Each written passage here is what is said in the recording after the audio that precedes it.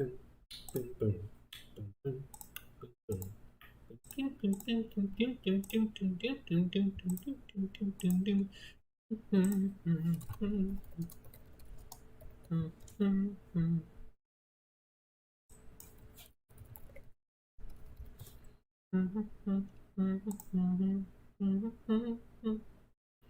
huh. I never did Banjo. That's weird. Wacky. I swear I was on the fourth one. Alright.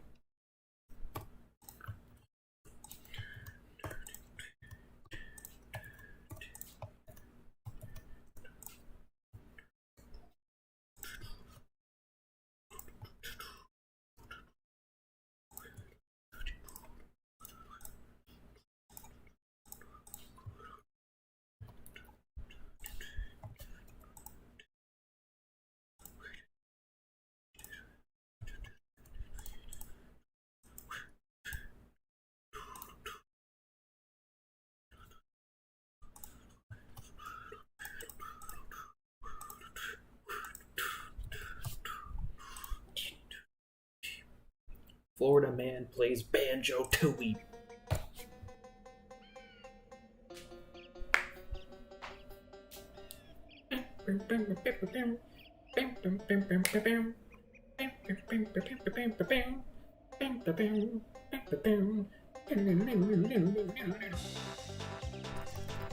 Hey Gus. Hello, Colt. Okay, so to explain why there's this weird third save file, I played a bit more off screen. So I basically have three save files. There's the one that I do for live streaming. There's the one that I use for, just playing on my own time, which I have completed already. It took me 13 hours and it was a blast. And then there's the funny save file that I use for cheating. You see, the emulator comes with cheats, so I basically use this save file to just mess around with stuff like, I have I think I mentioned this in the last stream, I have a macro that mashes the A button for me so I can instantly destroy Canary Mary, and I like to replay the Canary Mary minigame every now and then on this save file just to watch her suffer. However, I will not be using cheats in this file because I would be very upset with myself if I did that.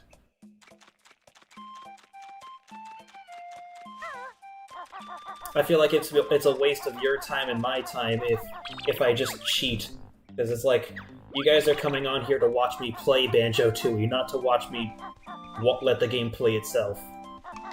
It's like Team Fortress 2. Why would you cheat in a 11-year-old game? You've had 11 years to learn how the game works, moron. Just play the game.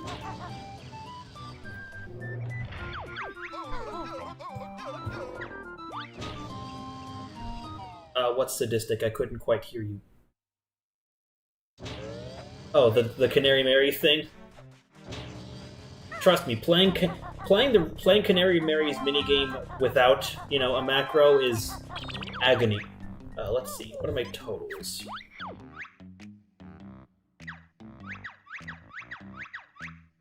Okay, Terrydactyl then. I'm missing 6 Jiggies. 1 Jojo.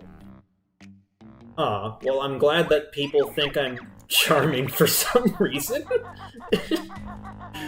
I wouldn't consider myself charming. I would consider myself amusing for sure, but I don't know if charming's the right word to use for loud Florida man. But I am flattered.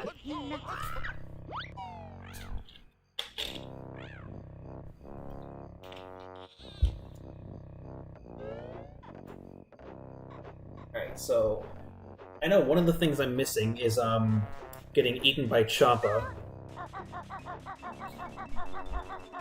Oh, egg.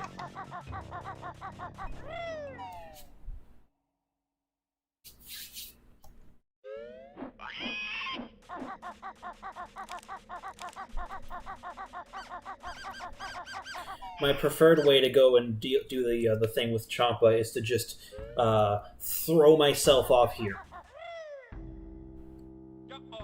Oh, don't hit the... I don't want to hit the platform. I think if you hit the platform from that height, you just die.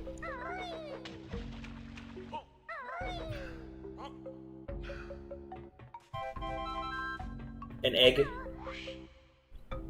If you're gonna offer me an egg, have it be clockwork.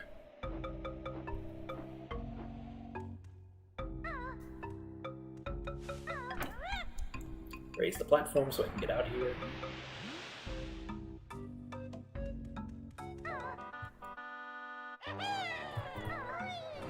Alright, buddy, do your thing. I always found it weird that you never see, like, the bottom of this thing.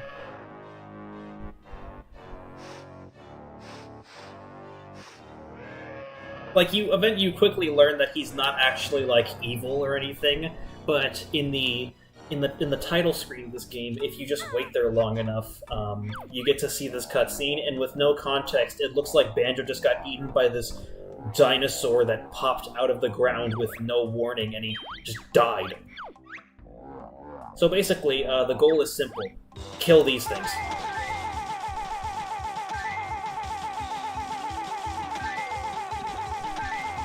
Yeah, he has stomach pains, and these are ulcers. Or something like that.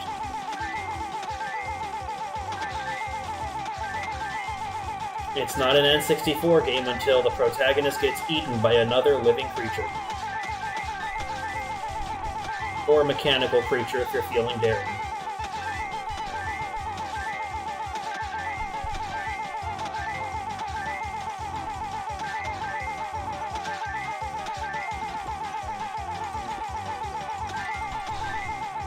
I got a gun.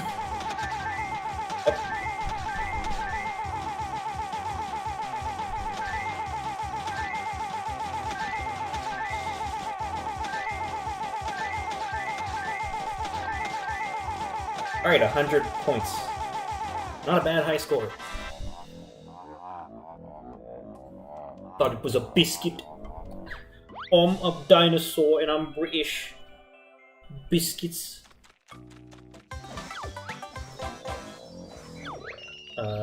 No. Yeah, and then you just walk back up this thing's throat like nothing happened and leave.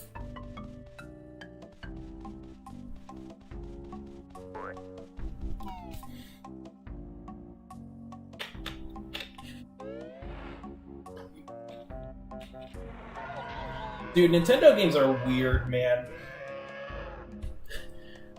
Like, you'd be shocked how many times something gets eaten alive in a Nintendo game, and they're just like, yeah, we do this all the time, what's your problem, kid?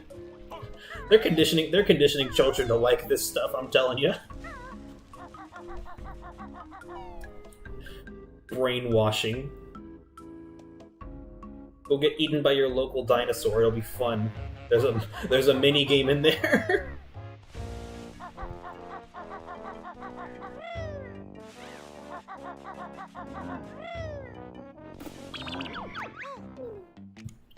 Alright, so I'm missing one of the Jinjos in here. Where are you? Oh wait, actually, I think I might know where the last Jinjo is. Is it behind that cage? No? No, okay.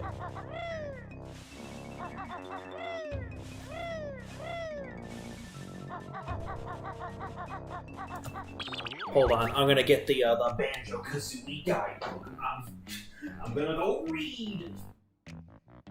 They'll never expect this. I walk across my room and talk louder so that you guys can hear me while I look for a book. Nobody will ever see it coming. Alright.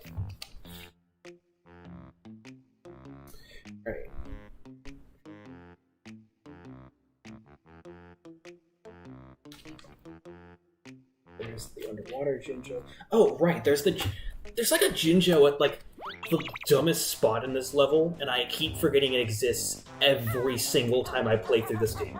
I forgot it on my previous save file, and I just forgot it today.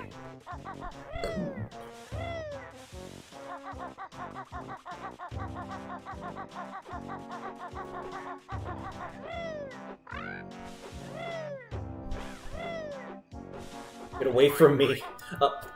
Look what you do, you made me waste my shoes.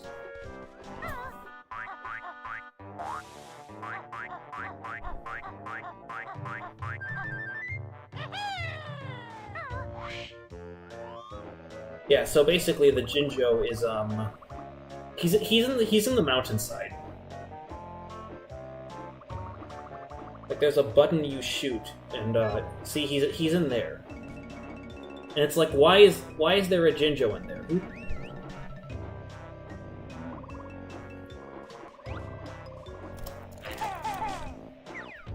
Ah, fine, for the love of God. Where's that dinosaur? Where's that dinosaur? Got him. Shoot with a grenade egg, and then you shoot a clockwork Kazooie egg up there to get him, I think. Now, the clockwork Kazooie eggs are actually my favorite type of egg because there's just a lot of stuff you can do with them that I feel like the developers didn't quite want you to do. Like, if you read the guidebook, there's a lot of moments where they're like, okay, you're gonna need the glide ability, or you're gonna need a flight pad.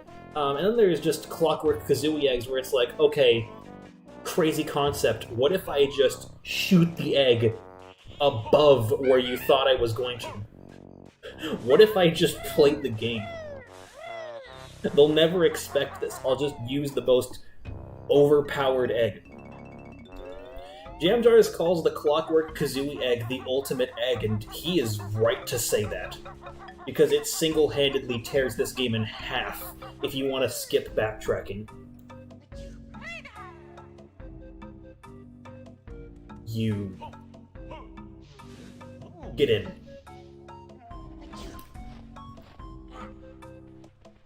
You're coming with me to the train.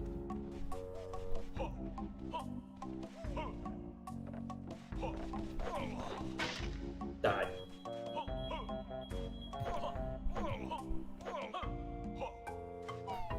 Hey, Cat.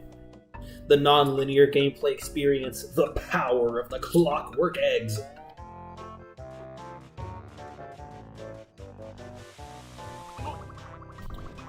You know, one day I want to make like I want to make a new channel banner one of these days. Currently, the channel banner that I have is just the really old draft of one of the rooms in headquarters from Dimension Quest, the hub world. But I want to make a new banner for my channel one day, because at this point I'm basically using this as my streaming channel, and I have two other channels. I have Universal Hero. Let me read this real quick. What does this say? Find the train tunnel door switches another world so you will chuck to travel between stations. Okay, thanks. So I have two other channels. I have DQAF Official, which is the channel that I use for, Yeah, what's up? I'm going to dance. What? I'm going to dance. Okay. Which is my sister coming in. She takes dance classes, and I need to take her there at around 6:40 or so, because class starts at 7. Because we have a day off here because it's President's Day, so we need to make sure she actually still had dance. But, yeah, I want to make a new channel banner. No, wait, I was going to talk about my other two channels first. I get very sidetracked very easily, as you can see. So I have two other channels. We have DQAF Official, which is just the Dimension Quest Altered Fates YouTube channel, where I post stuff like gameplay snippets, and eventually I'm going to be posting trailers and everything once I have them. Links to the Kickstarter, stuff like that. I want to keep people updated so that people don't just look at my game and think, oh boy, it's another Kickstarter indie game that's going to take $70,000 from people and then just vanish, because I don't want to give off that impression of just being there to make money.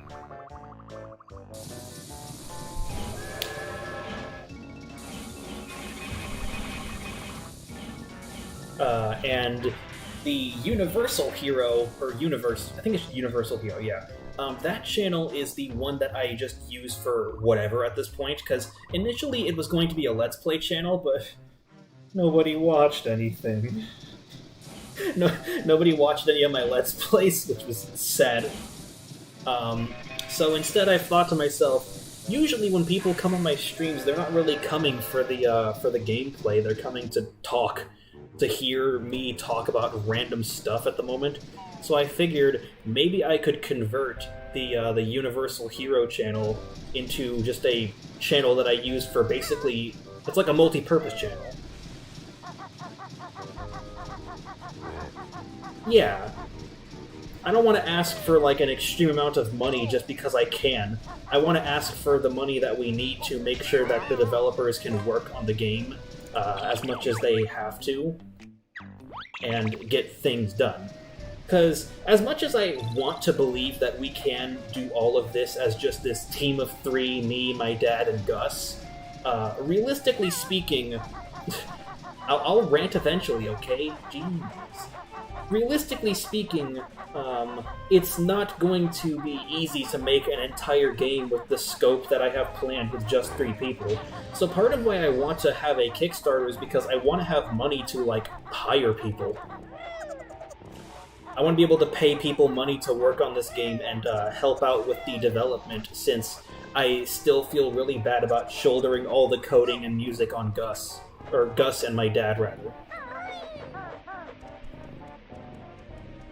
Yeah, nobody really watched my Let's Plays, but the more I think about it, the more I realize I don't need to be a Let's Play channel. I don't really need millions of people going into the comments. You know, I don't need a massive fan base or anything of people that come so that they can watch me play various games. Because as much as I'm fine being known as Mr. Dimension Quest, I don't know if I want to, like, start playing a series on YouTube and end up being known as, like, the Among Us guy or something like that, you know?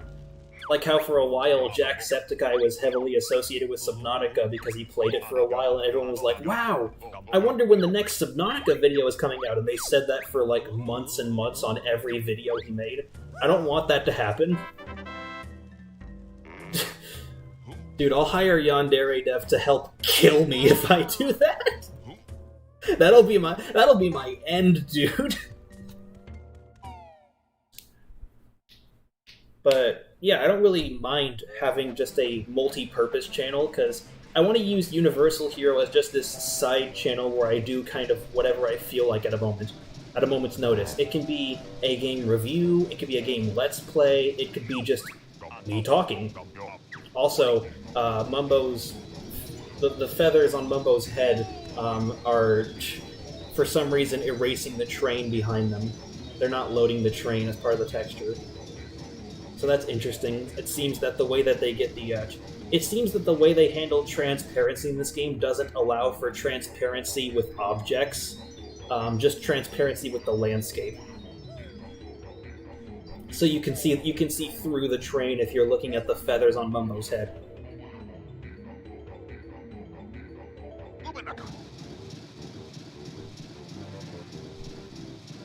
That's fun. Yeah, it's my Universal account. Die.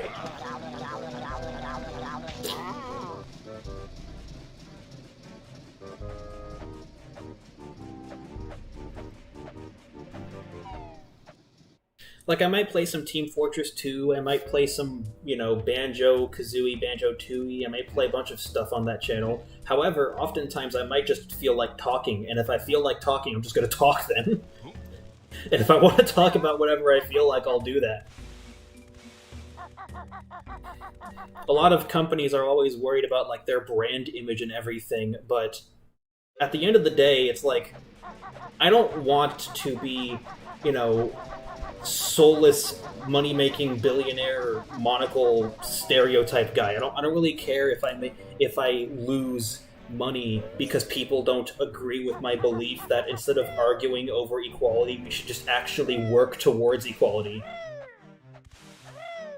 I don't know, if you're mad that the guy you've never met before is saying stuff you don't agree with, then, like, maybe you shouldn't be on the internet. Yeah, I'm gonna talk and you guys are gonna listen.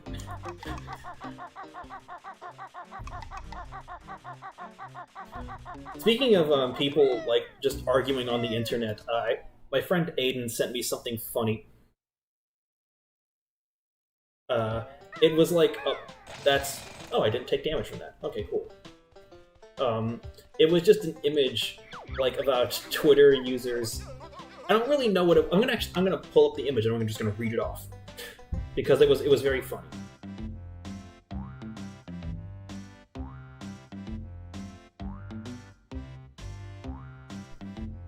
Twitter users be like, we need to do something about the mental health in the West. Hashtag mental health awareness. Dude, you willingly spend 6 hours a day getting mad at people online. That's my favorite summary of Twitter ever. People just go on Twitter to get mad at people for the majority of their day, and then they wonder why they don't have free time in their life.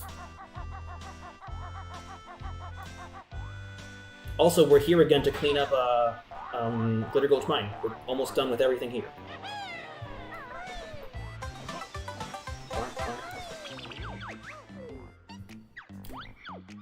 Yeah, so I'm just missing a page.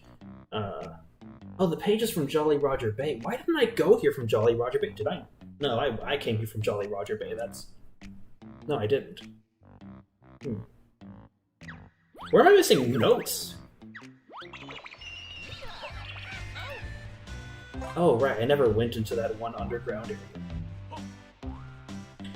Yeah, there is stuff to actually get mad about on Twitter. It's just, at the same time, for some reason, people on Twitter choose to get mad at stuff that really doesn't matter.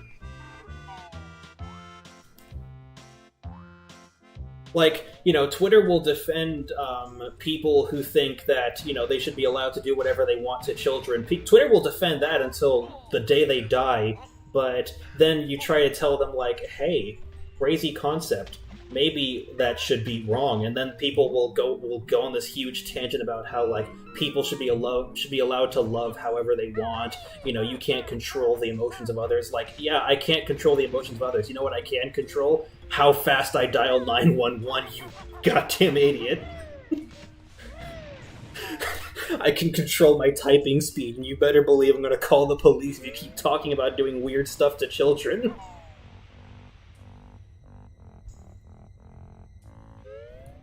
Age is just a number, and so is 911.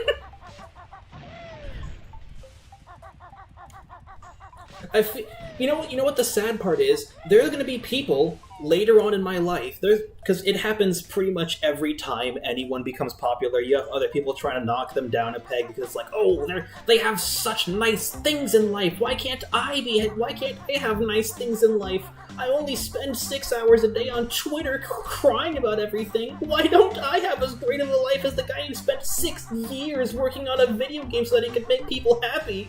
Why is my life sad? And then we're gonna have people coming back to these videos looking for any little thing I've said so that they can try and knock me down a peg.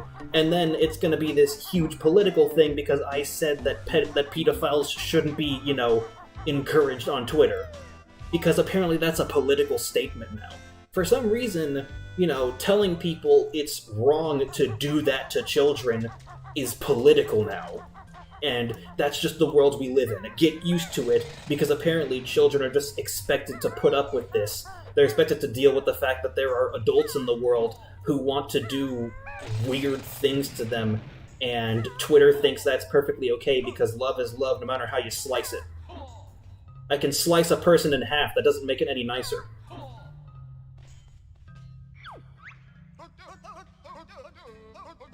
Okay, tiptoeing advice in the world where tiptoeing no longer matters. Thanks.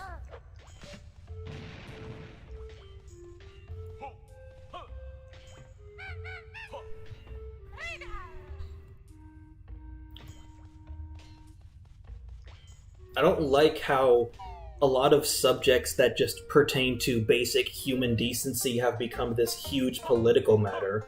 Like, what happened to make it so that we live in a world where now talking about like, sexuality, talking about the legality of being able to do stuff that is clearly very wrong, how do we end up in a world where that's political?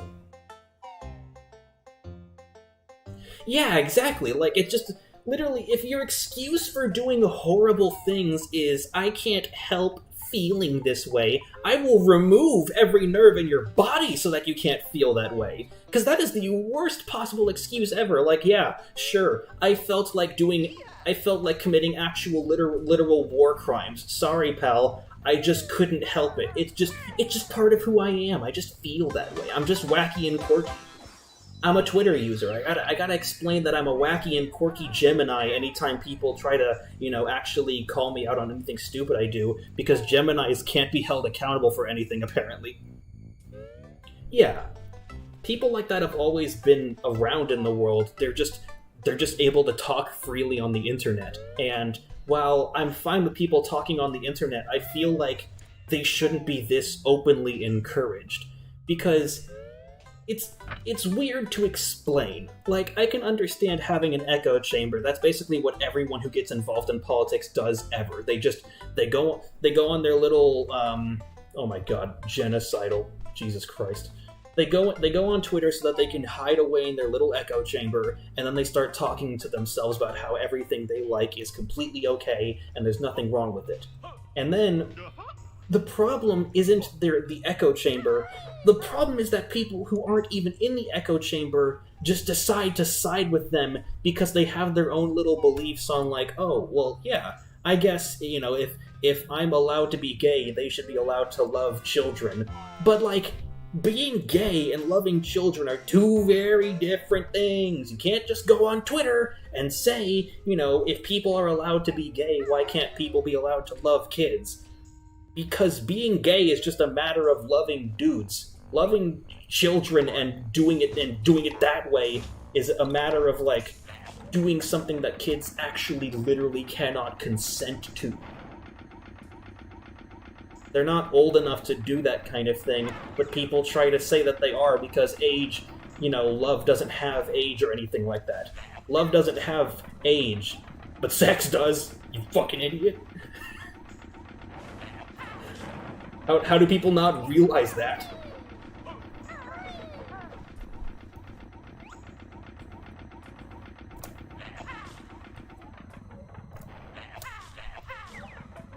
I'm still very upset that, like, I have to be worried about talking about this situation because of the fact that it could come back to bite me in the future, because somebody might try to message YouTube saying, like, hey, he's talking about a subject that makes me angry!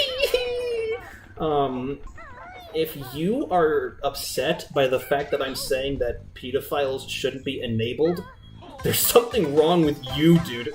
Like, I'm not the problem if I'm just trying to keep children safe from that kind of thing.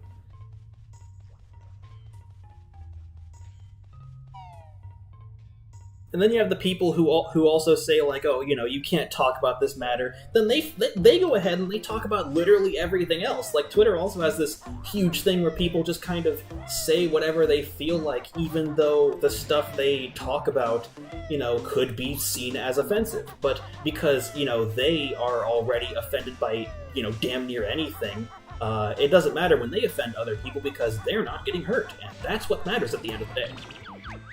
What am I missing in this place? I'm still missing the... am I missing the treble clef? That's what it is. I'm missing the treble clef. The last two jiggies... yeah, the 8 people that actually show up and watch these streams. Where's the... It's the crushing shed, right. Sorry, I'm just busy being a sprinkler at the moment.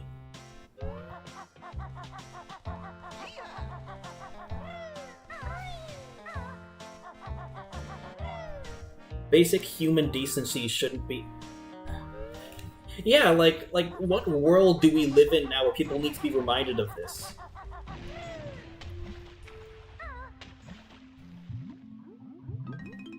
We live in a world where people so desperately want to be accepted for every little thing about them that they try to force other people to accept everything about them as normal.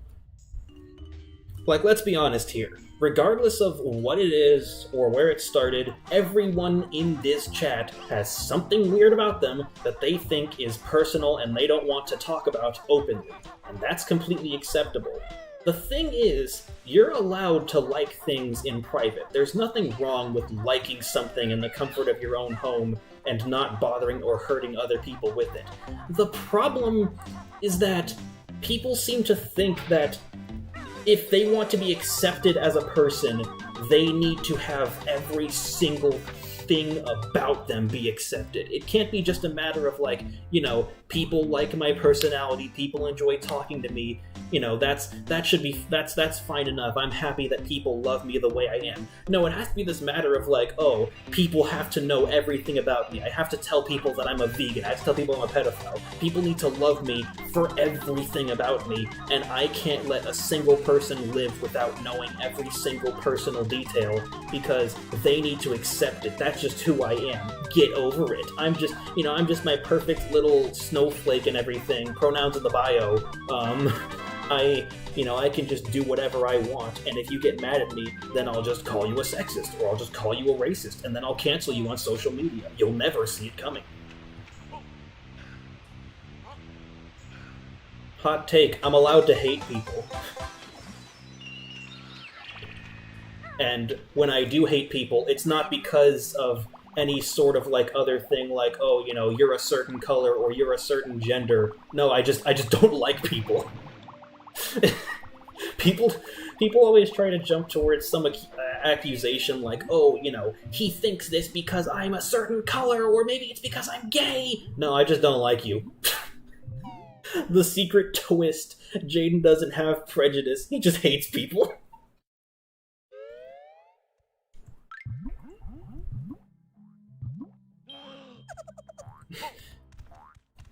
That's just who I am. Yeah, and I don't like it.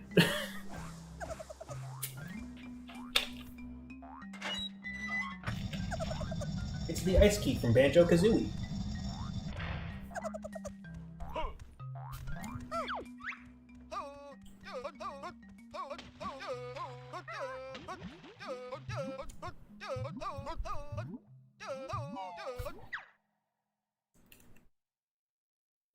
I personally believe that people are fine to like or be whatever as long as nobody gets hurt from it,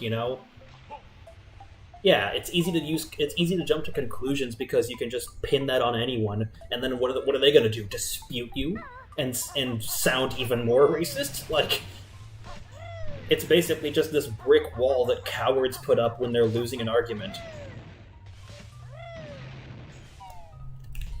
The solution to your argument shouldn't be that I'm racist, so I'm wrong. The solution should be I'm wrong because I'm wrong.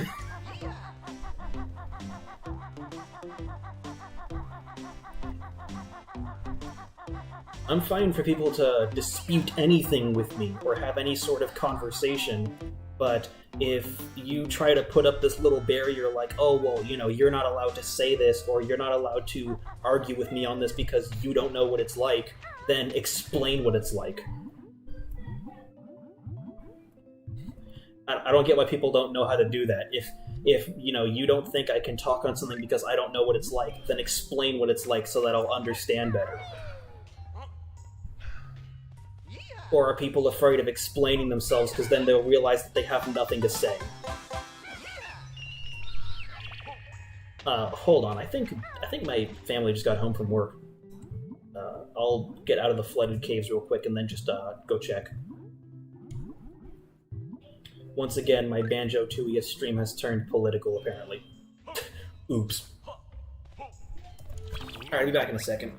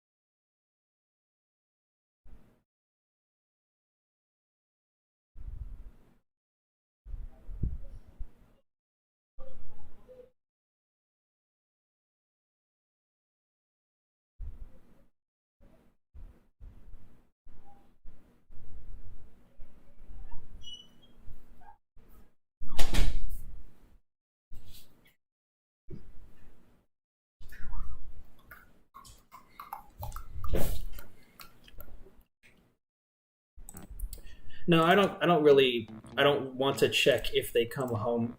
You missed it, Cat. I went on a huge rampage again. Thankfully, you only missed about 20 minutes. So when the video gets turned into an actual like replayable video later, you can just go watch it. And no, I don't really mind if my family hears me getting political because here's the thing, like smug anime gifs. That is the other way to do it. Here's the thing about my political views. It's like, my views don't really boil down to, if you believe this, you're bad. My views just boil down to, like, don't hurt people. Don't be stupid.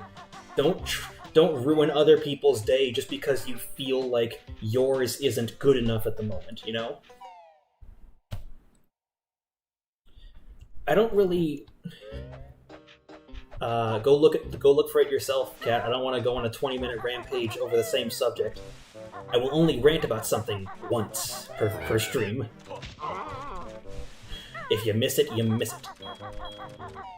But it's like it's not even political. It's the sad part. It's just common sense.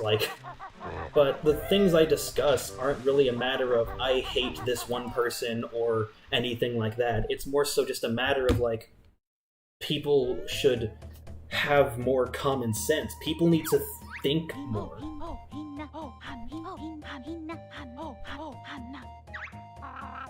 People need to think more about the consequences of letting things happen like this.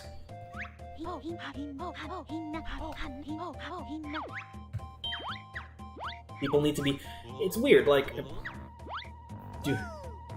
Do what's right and don't hurt people. Yeah, like...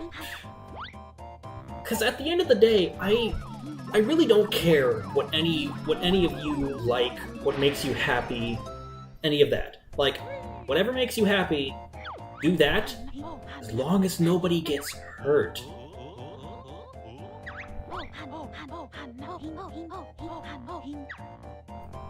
Yeah, Kazooie's a dragon now. And this is just permanent. That's just how I view pretty much everything.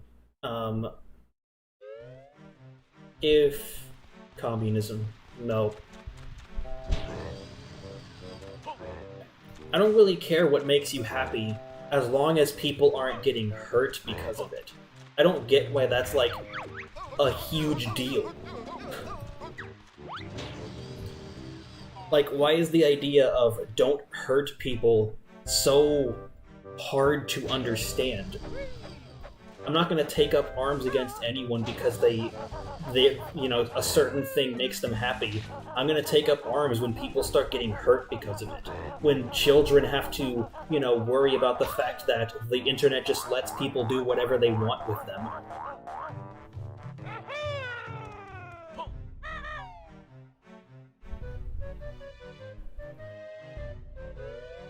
Yeah, this is KCN is cold.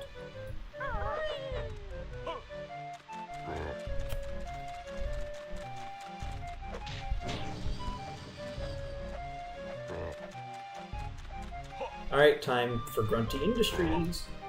Die!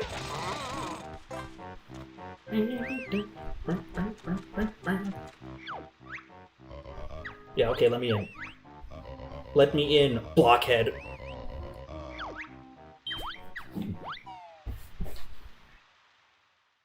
You can like literally whatever you want, but the moment people start getting hurt because of what you like, that's the moment I'm gonna get very upset. And apparently, according to Twitter, that's wrong. So, oops.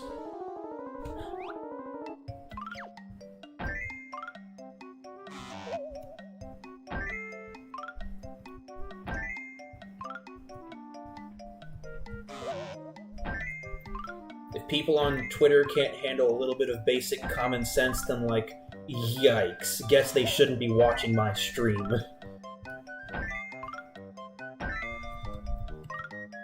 Because I don't intend to stop for anyone. I will not rest until I have spoken my mind and seen a change in the world. And I intend to see that change by actually doing something about it, because That's the other thing that I don't like about Twitter. You have a lot of people who talk and very few people that do. A lot of people on Twitter just say like, oh my god, I can't believe this horrible thing happened. We should send thoughts and prayers. Maybe, and this is a very controversial opinion, maybe if you don't want horrible things to happen, you should strive for the improvement of society such that people don't want to do horrible things as often. Maybe we should try to improve the systems we have in place so that people can feel safe in the first place. People do bad things when they have nothing else to turn to in life, and if we don't do something to give them something to turn to in life, then we're just asking for things to go wrong. Okay, Blockhead, let me do the thing.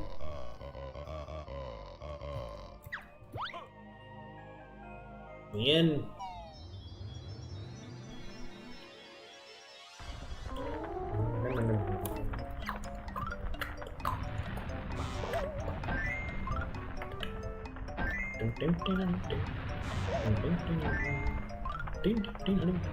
People worship puzzle pieces because they have special magical properties that allow them to do wacky stuff in this world.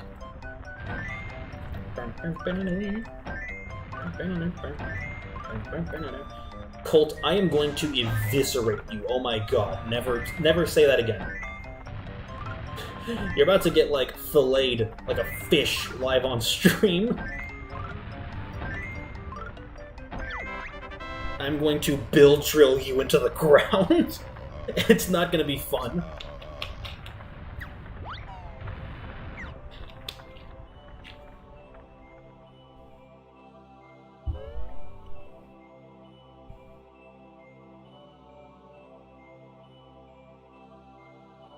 Shut up, Gamma.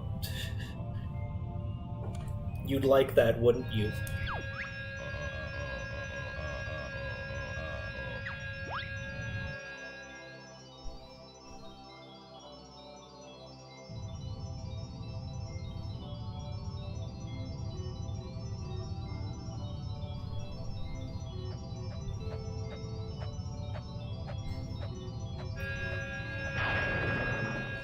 Weird Al. Alright, cool, we're unlocking the next world, and I think we have enough of Jiggies to actually go and unlock Cloud Cuckoo Land, right, the last world.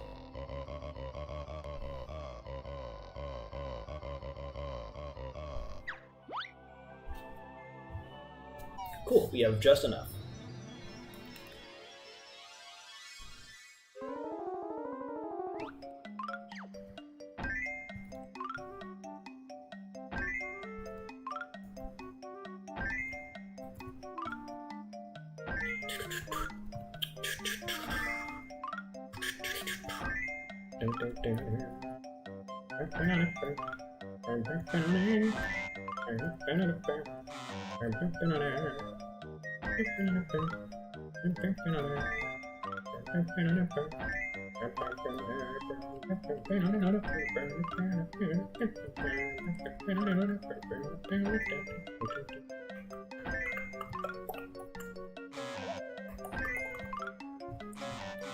Gamer.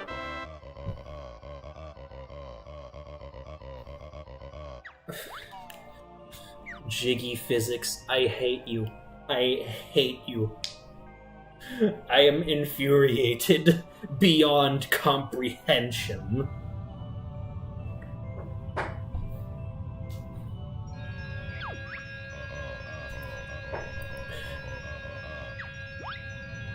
I'm gonna turn you into, like, chunks. Like, I'm just gonna like snap my fingers and you're gonna turn into chunks, dude. There will be nothing remaining of you other than those pieces. And we're gonna have to piece you back together just like this minigame. Please, shut up! I'm tired of bad jokes. I was in a voice chat for the past few hours just making horrible jokes with friends. You have no idea how many times I said Amogus. I want to hear something funny for once. I'm tired of listening to stupid. I just want to be funny, man. Chungus. Chunkus.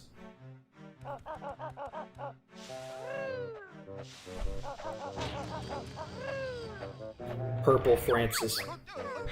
You guys hear about Purple Francis, the newest survivor in Left 4 Dead?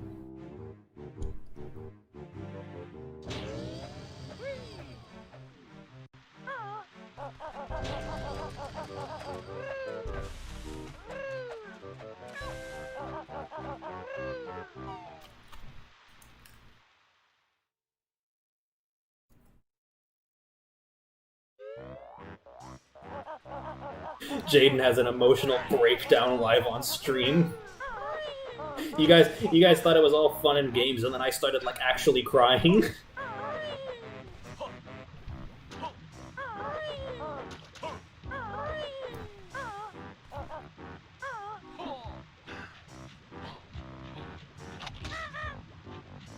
Trust me, you're gonna get a kick out of Purple Francis.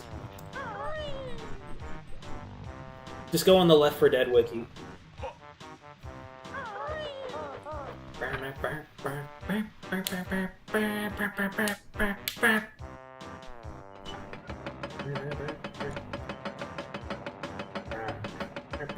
So this world's interesting in that there is no way to get into the main building. You have to use the train.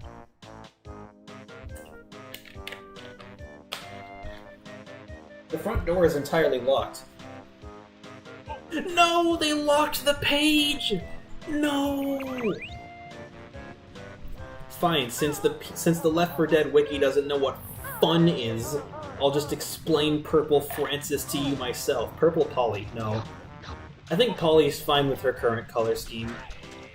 She's already adorable as is. As the little, like, void abomination she is. God. Well, that works, I guess.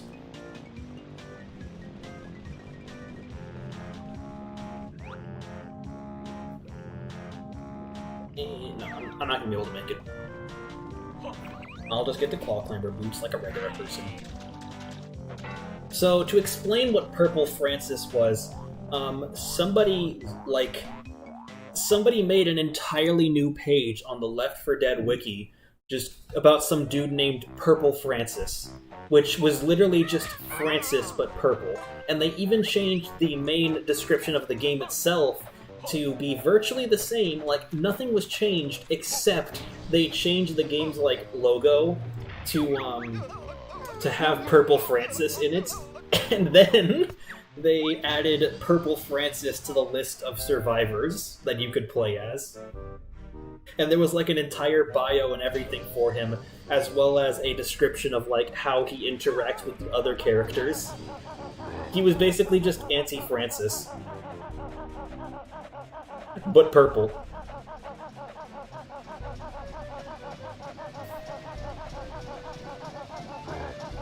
And the best part is, even his own page had like a ton of information on him. Not too much that it felt like a fan fiction, but rather just enough that he fit in with the other survivors. Like, he had an average length page to his name.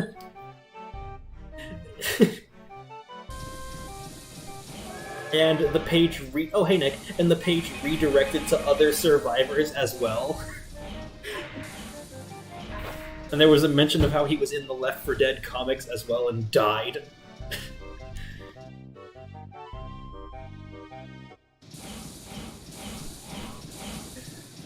Purple Francis is the hero we needed.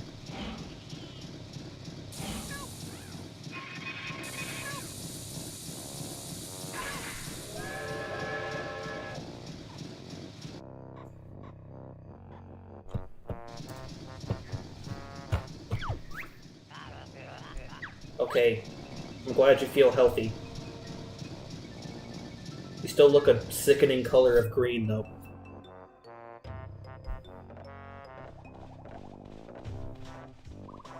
Purple Francis is the real hero of Left 4 Dead.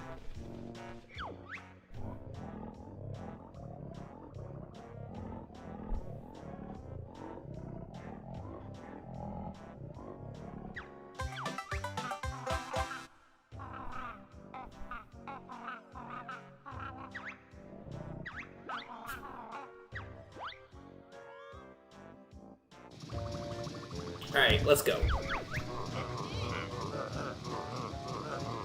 We just never noticed him. I believe the last Jiggy here is there's another Jiggy that I didn't get. What? Hold on.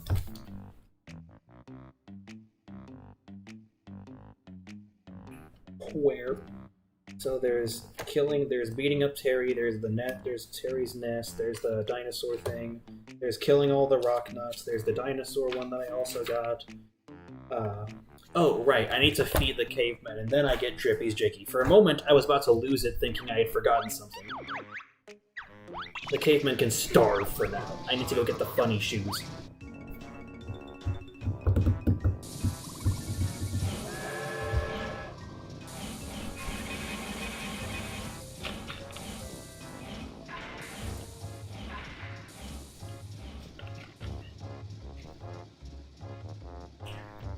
Fun fact, the train in this game is what inspired Dimension Quest's fast travel system in RPG mode.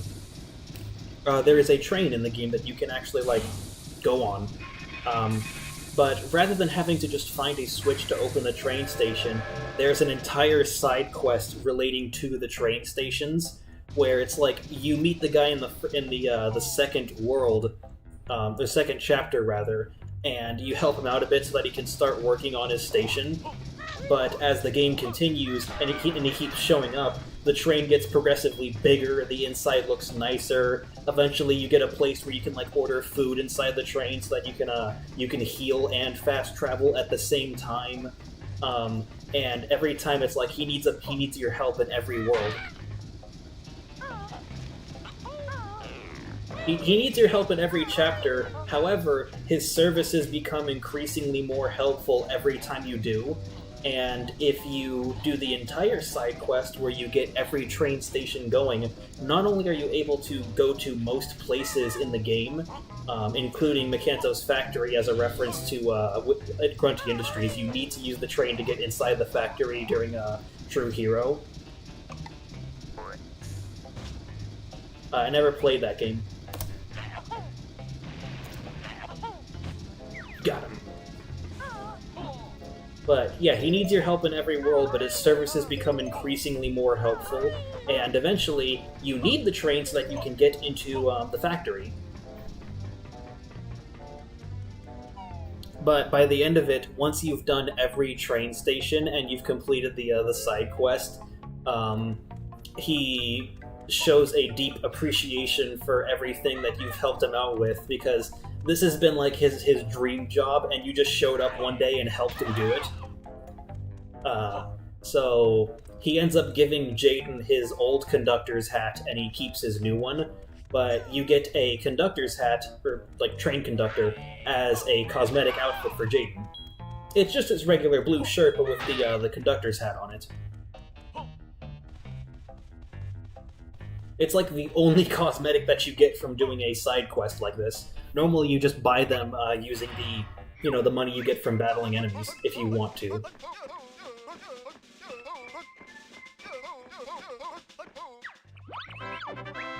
That'll be all. Thanks. See you.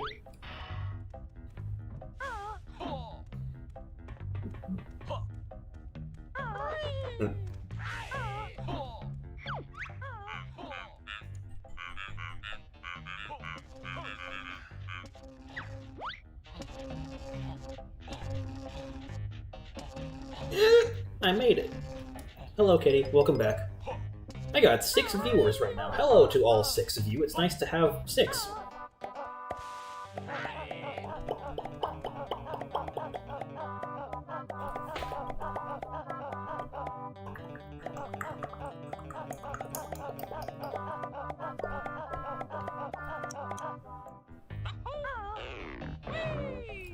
What's up here? Egg. What egg do I need? I no longer need fire eggs because Kazooie can make infinite fire eggs while she's a dragon, so I'll just top up my clockwork eggs.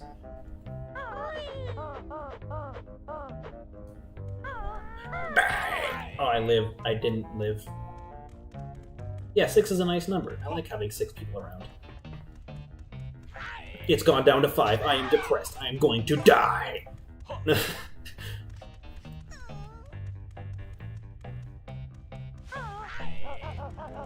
But yeah, so that's how Banjo Tooie inspired one of my favorite side quests in the game. It's a relatively easy side quest. You basically just show up and help him fight off some monsters so that he can work on the train station. And then after you do that, the train station is completed shortly afterwards. You just kind of wait around for a little bit, and then he finishes it. It's like a little cutscene. But I think the ending is what makes it all worth it in the end. Like, it's not even one of those usually side quests in the game are kind of intentionally obnoxious and selfish to Pepsi. Usually side quests in the game are kind of obnoxious and sometimes even a little selfish as a jab at games where NPCs just ask you to do stuff and they're like, hey, you're the hero, right? Can you go do my laundry? I'm bored. I need my clothes clean, but I don't want to do it myself. Could you do it for me? But then you have this one side quest where literally the entire thing is you're just helping out some dude, and then he helps you in return. You're helping some guy with his dream job. So, fun fact. This area right over here is normally supposed to be an area you're supposed to backtrack to, this particular massive jump. You're supposed to come back with the glide ability so that you can easily reach that Jiggy in the middle. Or you could just get good at video games.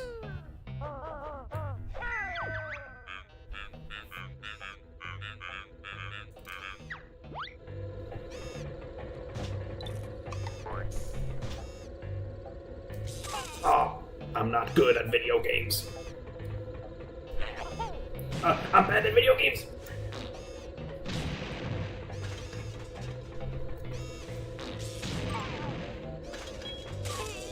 I'm dying. I am bad at video games. I am horrible at video games. No!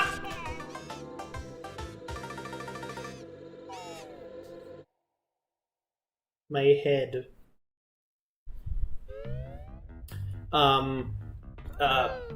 Nick, you missed my explanation earlier on in the stream. I have 2 save files. One that I do for live streams, and one that I do for just personal, gameplay and everything. You saw me doing this part in the personal file. I'm doing this here on the live stream because I wanna 100% the live stream file too. The main reason I even have the personal file is just because I really love this game and I wanted to be able to play it whenever I felt like doing it.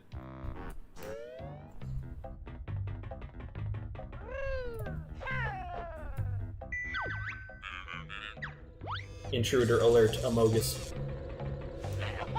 Wrong button. God.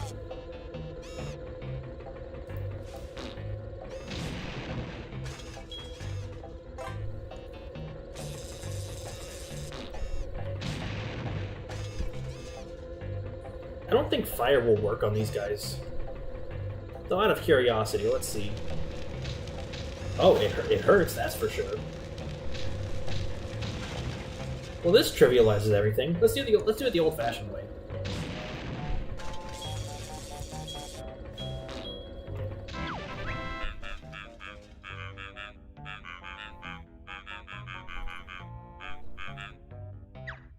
Yeah, loser. Thanks for the Jiggy. Moron.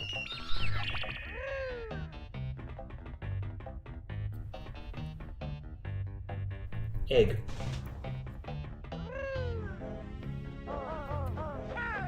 And I'm gonna take fall damage. Ow. Yeah, it's rather funny, I gotta say.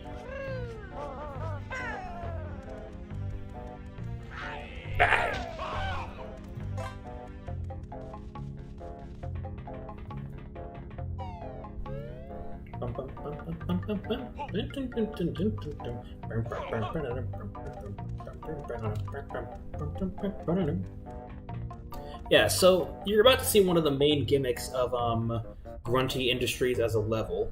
there are certain areas that require power, and you don't really get an ability that creates power. Instead, you have to go and look for batteries. Specifically, these big fat idiots. Get in. Hey, I make the same joke every time I see you, and that's because every time I try to think of your name, I just immediately think of bass drop. What are you laughing at, Kitty? Stream delay. I can't tell what you're laughing at.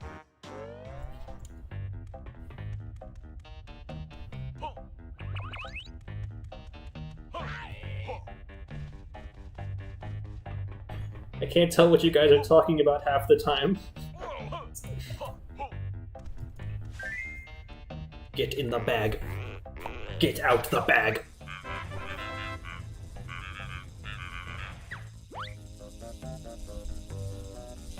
Now, there's actually a new Jam Jars move behind here, and I think it requires both Banjo and Kazooie. Get in. Oh, the enemy death scream. Yeah, he just dies. Yeah. Let's go.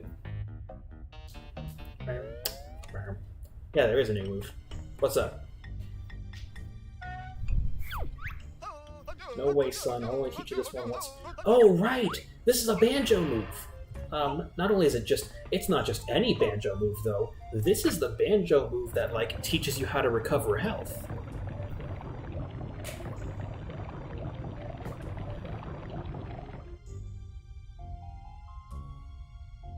So you see, Banjo is a very lazy bear.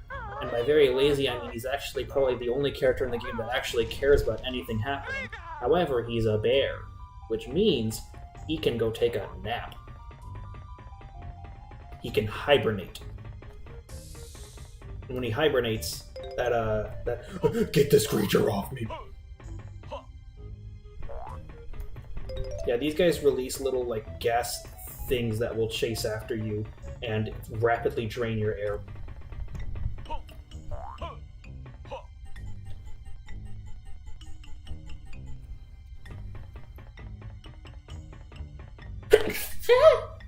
Yeah, I had to sneeze.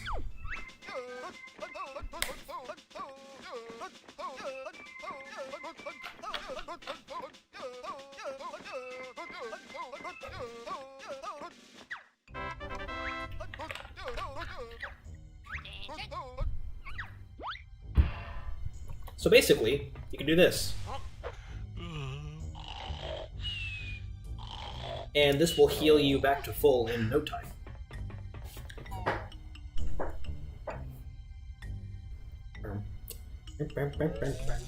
God, every time I try to go through that door, I just walk right back in, because they spawn you literally on the edge of the platform, but because you have to walk forwards into the door, and then if you hold up, you go back into the hole. It's like, look at this.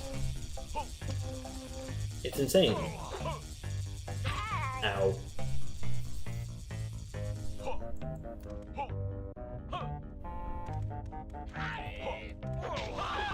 Yeah, my sneezes are really funny because I pinch my nose and all the air gets forced out my mouth. I'm basically gasping in pain every time I sneeze. Intruder in the trash compactor. Cleanup droids report to floor 1. We are about to get trash compacted.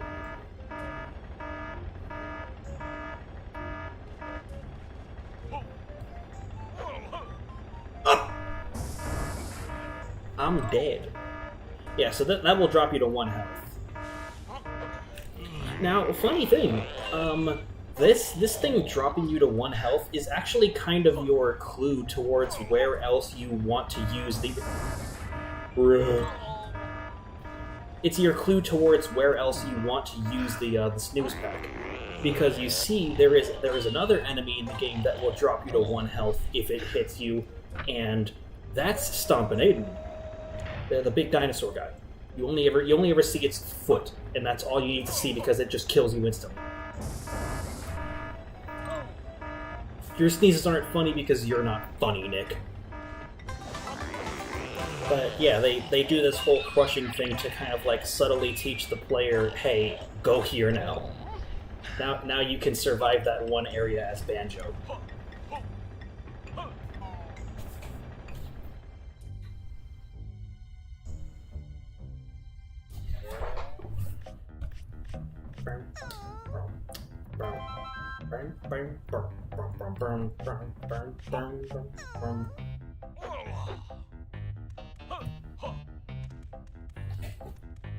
Hey, you.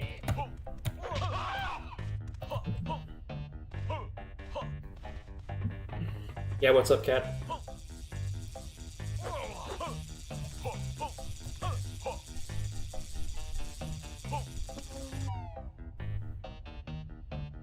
You are funny sometimes, Nick, just not right now. And then I just, like, die. Fall on Kazooie? I like to call that strategy fall damage negation. If speedrunners start using this, they better credit me and they better, like, never acknowledge me again once they realize this trick is basically useless.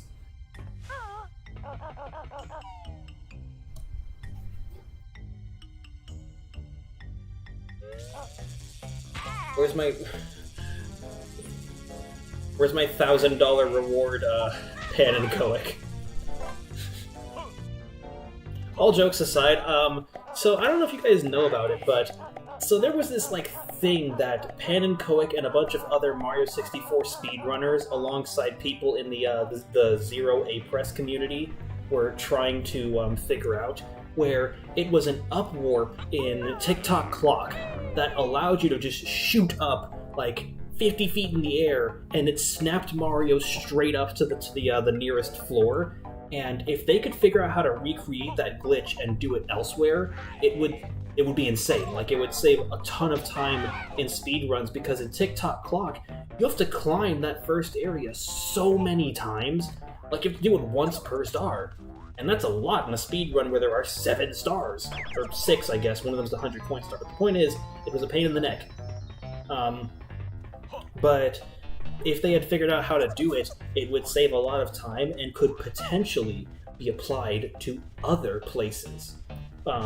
However, they eventually learned that the cause of the glitch wasn't because of, it wasn't because of any specific thing in Mario 64. Instead, a literal space particle hit this man's N64 and changed one of the bits in binary which gave him exactly enough height to bring him up there. Because they've tasked this multiple times and they have never been able to recreate the glitch. And I just find it funny that literally, like, space itself, cosmic rays, space itself intervened in this man's Mario 64 Let's Play, and then just never happened again. And people have never been able to recreate it. Imagine if he'd been speedrunning and he got a good time because of that. Like, he got a world record that nobody else could ever do ever again. And people would just have to wait for another fucking cosmic ray to strike their N64 in order to reach that record. Could you imagine what that would be like? I got the world record because the forces of the universe conspired against everyone else and gave me a heads up. They gave me a head start, rather. Also, fun fact, the droid can't reach you on this one box. And the camera can't see you, so, die! Hey, buddy. Wake up. Wake up. Wake up. Wake up. Wake up.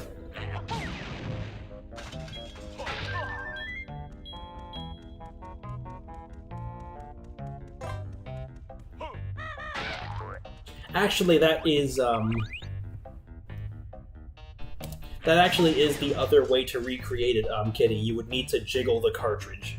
However, doing that is illegal in speedruns because it can create some problems that lead to some, inconsistencies, obviously. But yes, theoretically, you could just jiggle the cartridge and it would create a very similar effect as long as you jiggled it exactly the right way to create the same effect.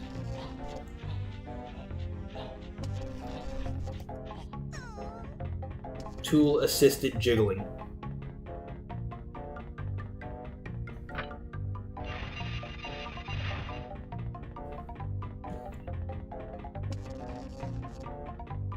Hey, nerd. What's over there again? I forget. Oh, there's a battery over there, right? I need to come here as Banjo.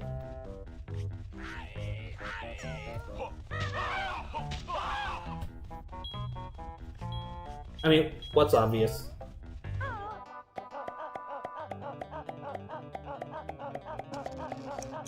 Mind you, like, the guy wasn't trying to go for a speedrun. I think he was racing a friend. But when he actually did get the glitch, he didn't know how to respond. He just kind of froze up on the spot. Like, his personalized copy of Mario 64 finally kicked in, and it fried his brain with it. Like, he wasn't able to handle it, and he actually ended up losing time just trying to, like, mentally recover from the incident. Oh, hey. I'm supposed to, you know, loop back around the boxes and get you, but,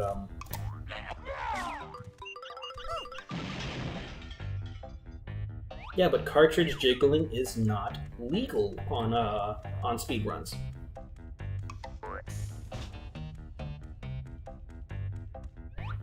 Where are you? Is it above this door? Wait, no, it's not.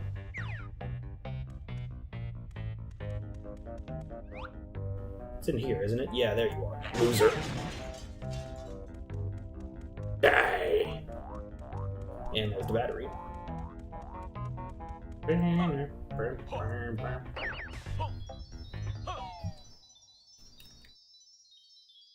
That's fair, you could just jiggle the batteries on your own.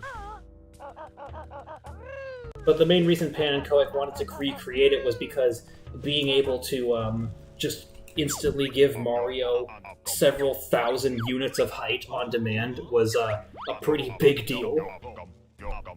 Especially for Zero A-Press stuff, because, like, the current strategy to get, for example, Watch for Rolling Rocks with Zero A-Presses takes, I believe, like 3.5 hours, because you have to, no, wait, I'm trying to remember, because I know it was like 3.5 hours at first, and that was one A-Press, and then it took 12 hours to do it in half an A-Press, and I think he found a way to shorten it. But the point is, it takes several hours to do Watch for Rolling Rocks in Zero A-Presses, and if they were in half an A-Press, rather, but if they were able to just give Mario height like that on demand, they could do it in Zero A-Presses in a few minutes. Because the actual glitch itself... Oh, I need a battery. Sad. The actual glitch itself, like, happened in the span of a few minutes, and there was no setup or anything, it just happened. And if they could recreate that, then that would take Watch for Rolling Rocks from 12 hours for half an A-Press to a few minutes for nothing. That could potentially remove the A-Press required in Bowser in the Fire Sea, allowing the game to be completed any percent without jumping a single time, because the pole in Fire Sea is the only required A-Press in an any percent run, because you can just skip the ones that require A-Presses. You know, not do Tick-Tock Clock, not do Rainbow Ride, get all the easy stars, get 15 stars, MIPS Clip, and then, you know, do Fire Sea, and then you get the 70 stars, because you can't BLJ, so you do have to complete the game kind of legitimately. But for the rest of it, yeah, you could do a Zero A-Press 70-star run, but the problem is that one pole in the Fire Sea, because there is no way around it. You have to use that pole, and worst of all, it requires a jump to get off. So if people were to find out how to skip that specific pole, that would be it. Like, that would be a full 70-star Zero A-Press run. That would be, like, the end of the hunt.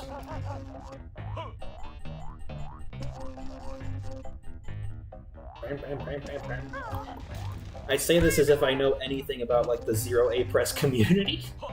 All I know is that I watch Pan and Koek's videos because I find the the glitches and the discoveries legitimately interesting.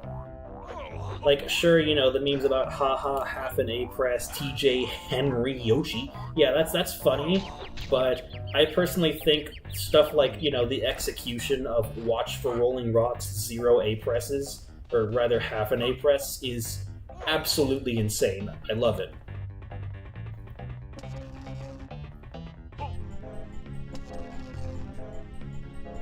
Call Cappy's airship. Yeah, just Cappy throw your way up to the star. It's not that hard. Just capture the star. Like...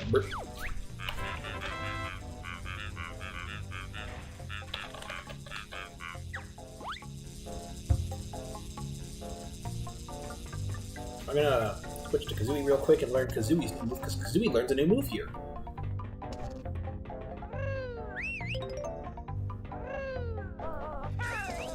I think normally you're expected to use the claw clamber boots to get over there, but I'm a gamer.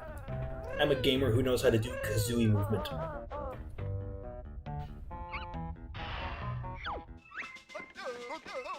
You might a great increase as you jump and hide. Hold down Z and now press A. Bend your legs and be on your way. That'll be all. Dismissed.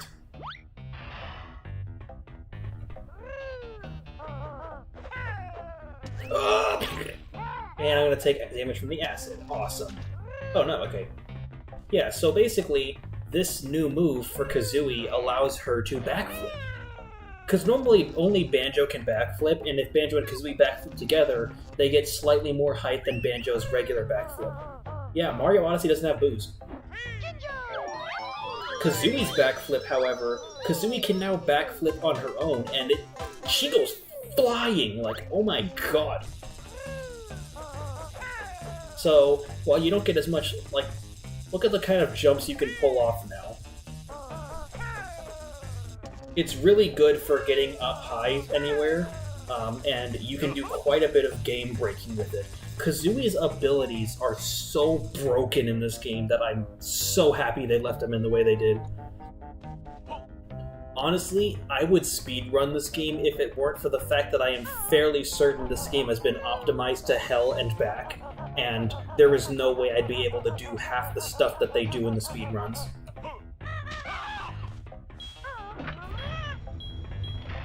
Yes, mentally I do sing the lines of I sing Jam Jar's lines in my head to the melody of the Drill Sergeant March. I think they're meant to be read that way because they all rhyme and like they come in at certain times if you don't speed up the words, but I don't want to wait, so I just read them in my head.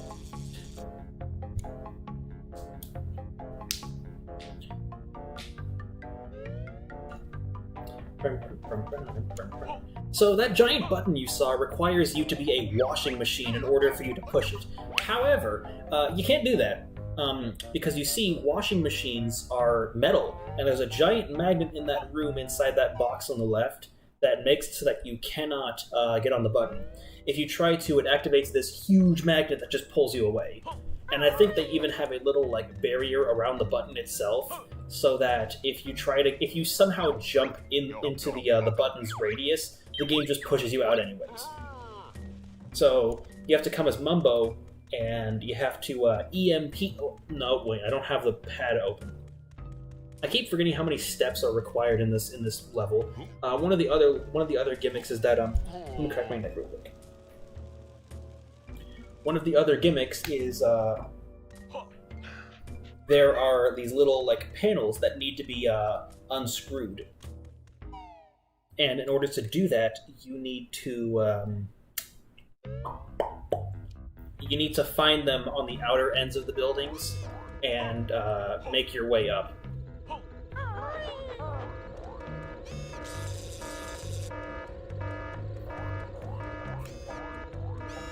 There's basically a bunch of panels everywhere that you have to unscrew in order to be able to use them. Jumbo mumbo. Bumbo bumbo bumbo bumbo. Mumbo bumbo. Eekum bokum.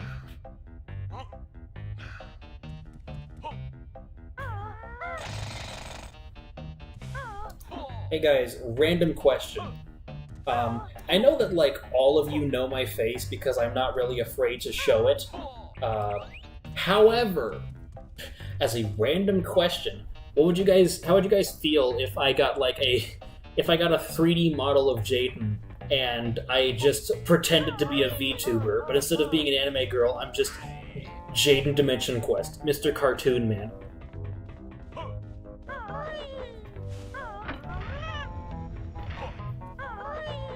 Instead of being anime, I'm just gonna be funny.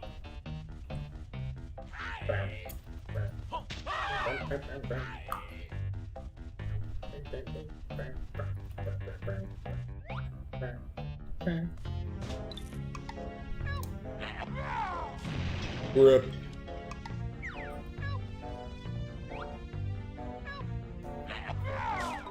That's not gonna work. I think what I need to do is I need to get far enough back to hit the wall. No, not 2D. Like actually, like I would just have a 3D model of Jaden, and I would just use that. Yeah, I gotta speak like Dimension Quest Jaden and be really obnoxious and self-aware constantly. And reference like various things about the game that you guys wouldn't even know, talk about the game's history and everything. Just have that be a regular part of my conversation. I honestly think it'd be really funny.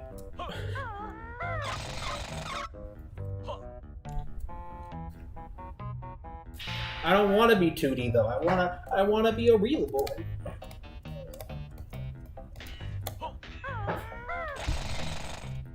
Oh, how did I miss?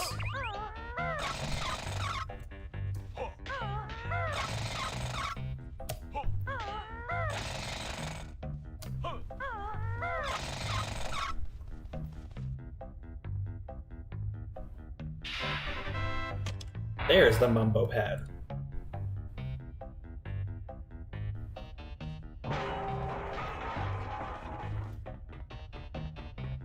I personally think it would be really funny, but I could see why most people wouldn't like it. Because I remember when Yandere Dev turned himself into a VTuber because he couldn't accept that he's fat and lonely, and everyone just made fun of him for it. And personally, if I get made fun of for like turning myself into a 3D model, I think that would be even funnier than me being turned into a 3D model. I've been turned into a JPEG of my former self. What a sad tale.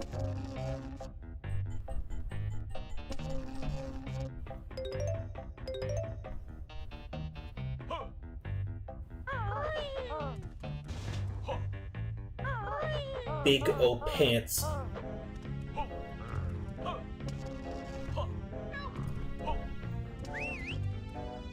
Oh, this is the convenient way to Mumbo's, isn't it? No, it's just a. Where does that pipe lead to then? I don't think I ever used that pipe in my last playthrough. Huh. Wacky. Strange. Evil. Unusual, some would say. Hey loser, die.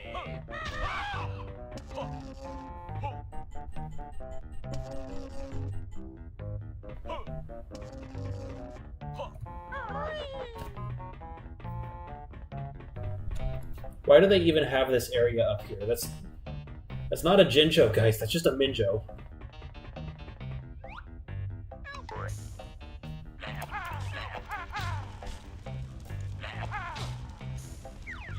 He's not real. Why is he here? Why is this? Why do we have these catwalks?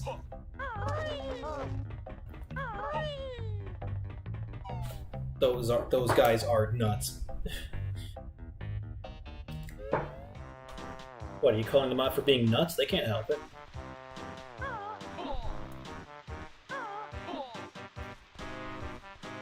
And this is how you get to floor 4.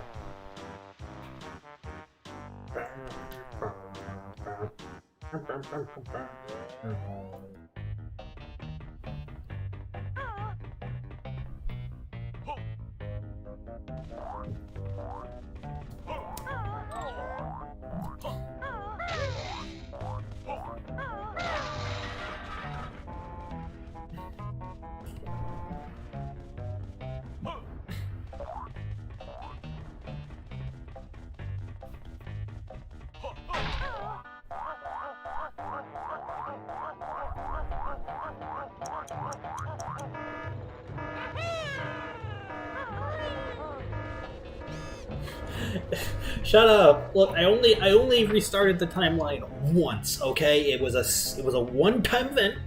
I haven't done it since. I won't do it again. You guys keep bringing it up. I'm tired of being held accountable for something I don't even technically do. Dimension Quest is a $15 video game. It's not my fault that people choose things in a game based off Undertale. Oh my god, shut up. Shut up, camera, please. Jesus Christ. Deadly precision. I don't want to restart it again. That's just a big waste of time. You can't just restart timelines willy-nilly, otherwise people are gonna, like, kill you.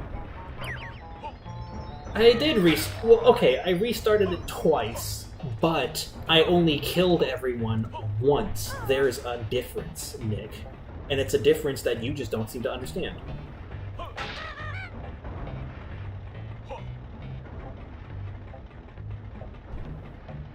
I don't want to do it again.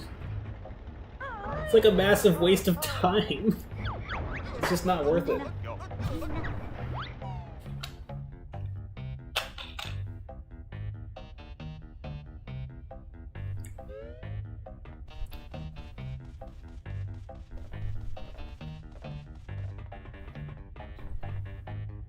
Yeah. The first time I had to get it out of my system, and the second time I had to apologize for getting it out of my system. It's not that hard to understand. I don't get why people are still mad at me for it.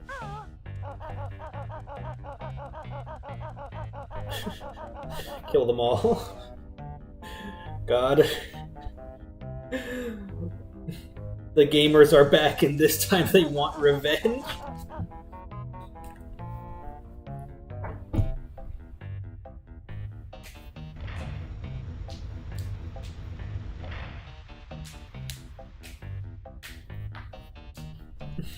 This time they mean business. Oh, that's a waste of a Wonder Wing.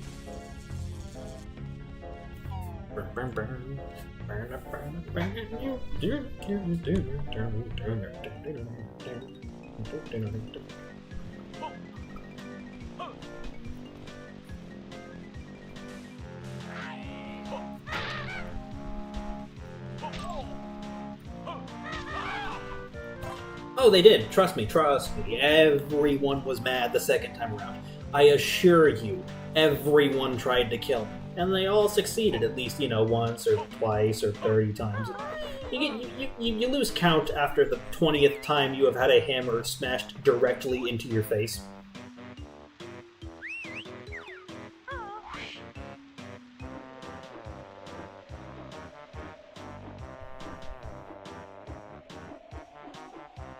I believe that's called a boss fight, Kitty. That's what we in the biz call a boss fight. The biz being murder.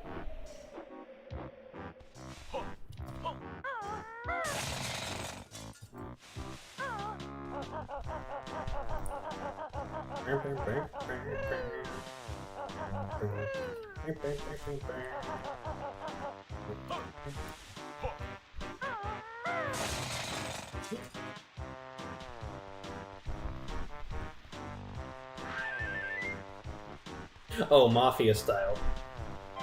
I mean, depending on who you go to, the Build-Wisers did not take very kindly to, oh, well, I guess that's just, all my health then. Thanks, game. I greatly appreciate it.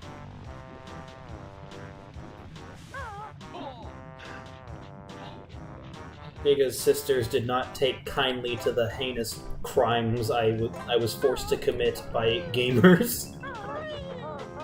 Yeah, True Hero Boss Rush. Everyone just gets in line and beats me half to death.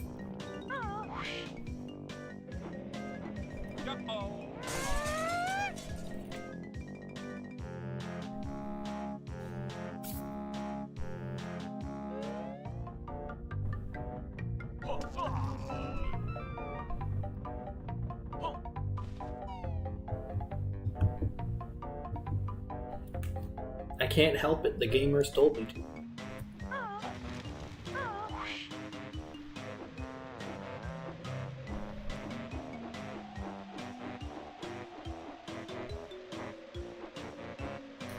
I'm trying to think. I know the characters in Dimension Quest fight with some unorthodox weapons at times, but I'm trying to think if any of them do have a baseball bat. Because I know Majolda just has a pair of, like, gauntlets that have a drill on the end of them.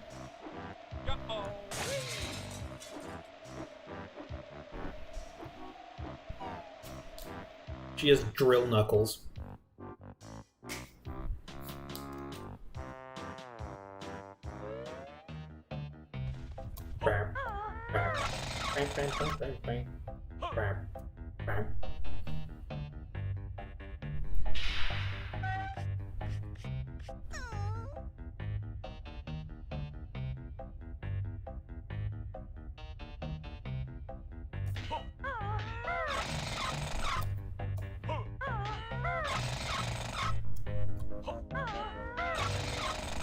Yeah, I don't think there is no baseball bat weapon.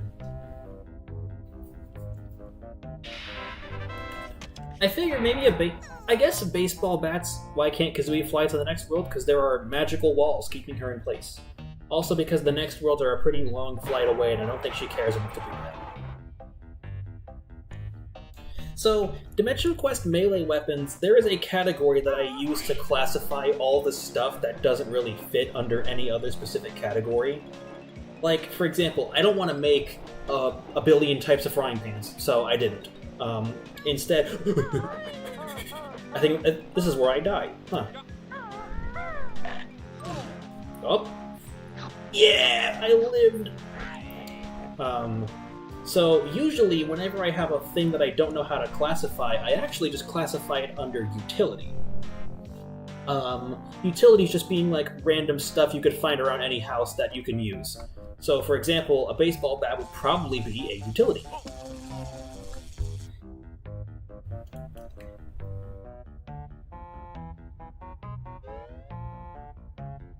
Yeah, the possessed scissors are funny. I like talking to him, he's miserable.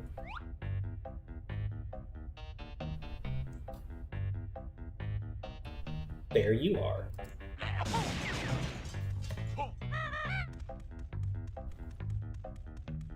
The misery of the scissors amuses me. The scissory. Where are the split-up pads? There are split-up pads on, like, every floor. I know that much.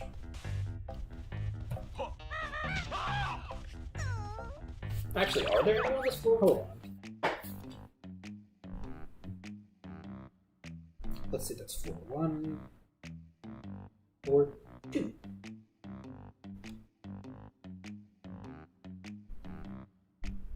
Huh, interesting. There are...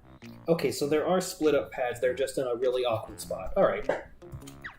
I keep forgetting the layout of this world because I hate it with a burning passion.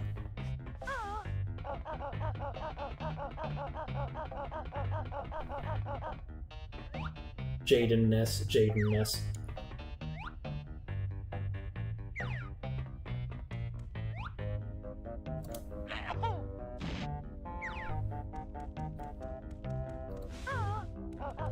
Sebastian's not a child.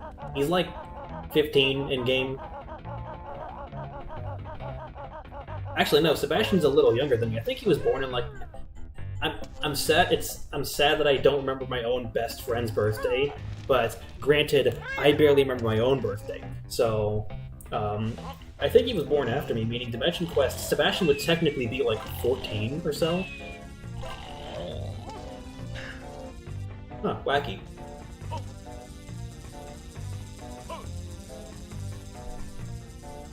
14-year-old with a pair of demon scissors. Ow, my falling damage. He's at least 7. I know that much. I can at least count that far. I've calculated. He's not an adult, he's a teenager.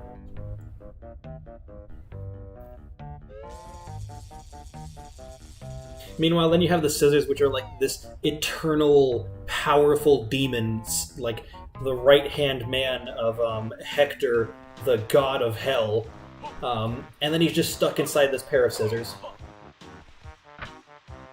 He terrorized people a little too much, and then some wizard was like, alright, that's it, no more terrorizing the public. Ow, my fall damage.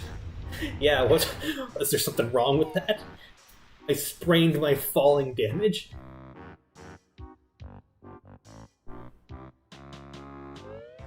Yeah, plenty of people would consider 14 to be a child. But do I look like plenty of people? I am one man, okay? If you consider me plenty of people, that's rather concerning. I'm not Legion.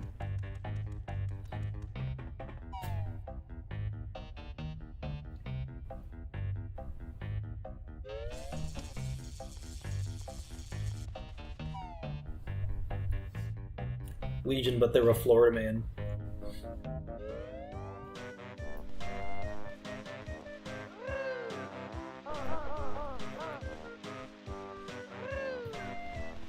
No!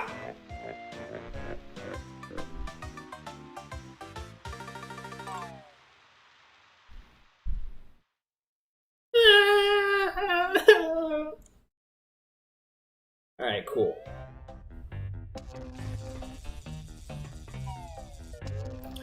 Let's switch to Banjo.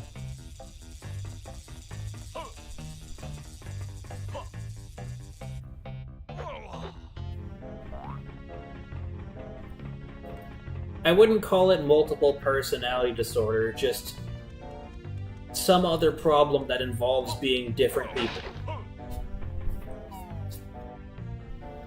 I'm not plenty of people, I'm one guy! God. Get it through your head. I'll put it in your head. It being a giant blade. Uber saw. I'm just gonna walk up to Nick and random crit him with the fucking Uber saw. He's gonna die instantly. He will never expect this.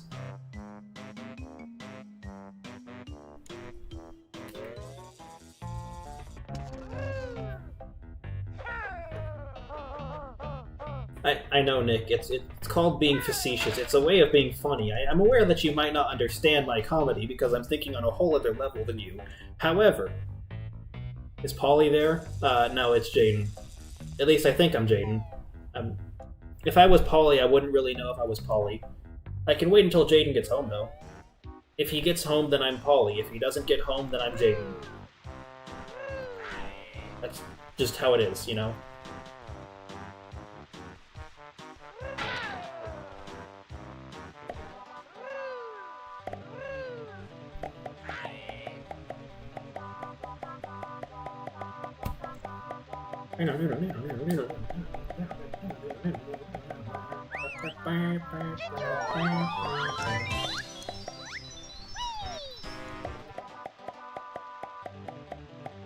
You gotta get a fresh pair of shoes if you're gonna go down this wall. And I'm just gonna go down the wall. I'm going down the wall the hard way.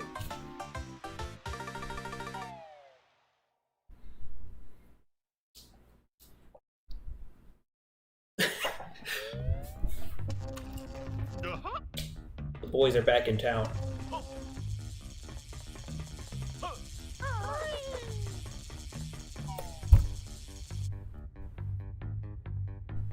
Remember the Alamo. Alright, cool. I got that button pushed.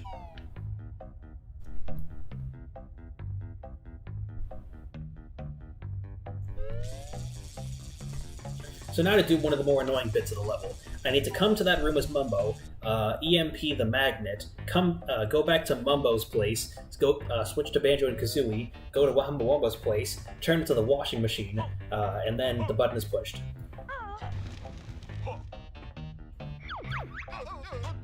Oh, right, Brarab doesn't know about Polly, or, like, any of my characters, does he or she? Huh. I should probably explain that so that they have an idea of what this whole Dimension Quest thing I'm talking about is in the future, right? Hey Brarab, you interested in having the next 20 minutes of the stream be me talking about a project of mine that I've been working on for about 6 years now?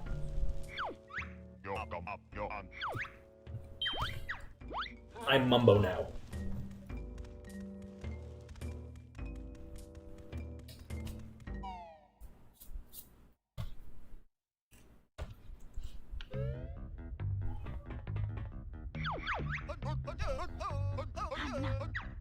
Ah.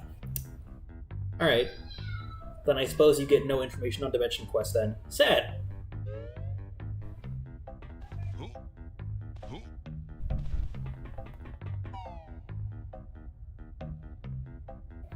You see the trick is actually, Brarab, literally everyone in the chat except for you knows about Dimension Quest already.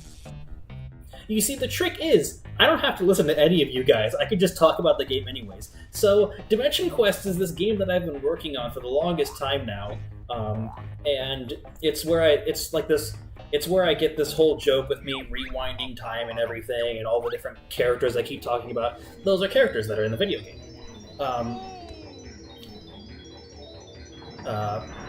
I make the joke of like me actually being Polly and having to wait for Jaden to get back home because one of the characters in the game is named Polly. She's not in the first game. I have a plan to make like an entire series of games, and she's got her own game. So Polly's entire thing is that she is a shapeshifter, but like she's an advanced shapeshifter. Rather than just copying someone's appearance, she can also copy someone's memories, personality, and abilities, which is pretty good in a world where everyone has magic. Here's the catch, though. You see, the problem with Polly is that, gaining the memories of other people takes a serious toll on the mind. Namely, she forgets everything about herself as a person, so if she transforms into you, for all intents and purposes, she is you, and she doesn't know that she's not you. So there's just two of you, and neither of you want to admit that you're not the real one. And because the imitation is absolutely perfect, neither of you will really know who's the real one. Like, obviously, you know that you're the real one. But as far as Polly's concerned, they know that they're the real one, because they don't know that they're just Polly. So you run into this situation where you have the same person twice, neither of them thinking that they're fake, and there is no way to tell them apart.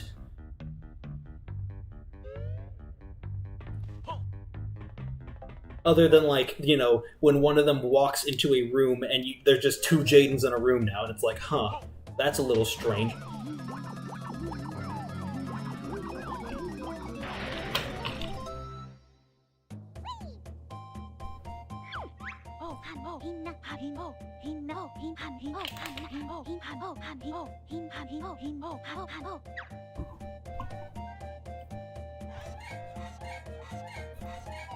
I'm a washing machine. I'm washing the machines. If you throw a device in the washing machine, are you a washing machine? Is it a machine washing machine?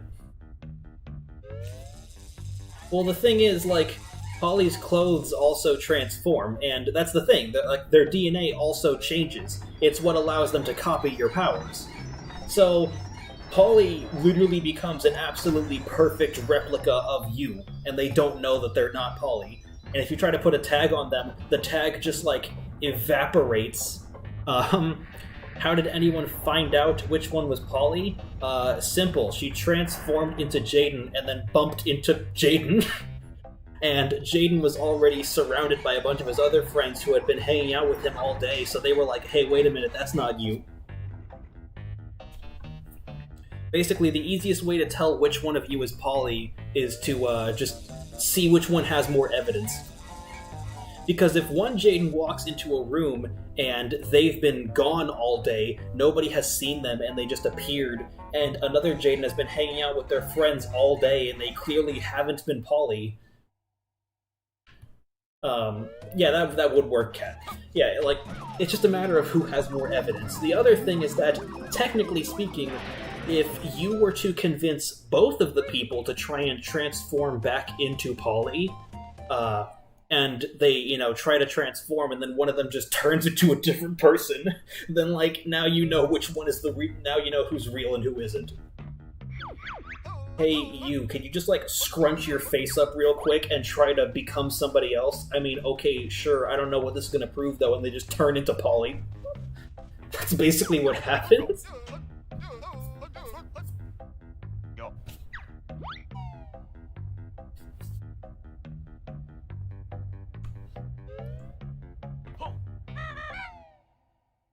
Yeah, Polly just got unlucky. Polly's not a villain, mind you, but they're actually one of the major like supporting characters. They help a lot, but they can't really help that their powers are a little wacky.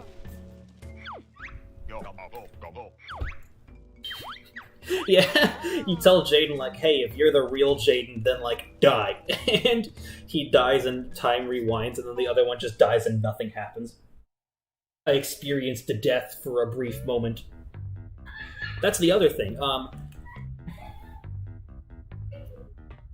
Yeah, God, that would be so awful. Like, just gaslighting Jaden into believing he's not himself. Just continuously telling him that he's not Jaden and he has to turn back, and he can't turn back, so he just spends his entire day wondering if he's actually him. Is anything real? Did he ever wake up? Did he actually have breakfast this morning? Did any of this happen? What if it was all just a dream?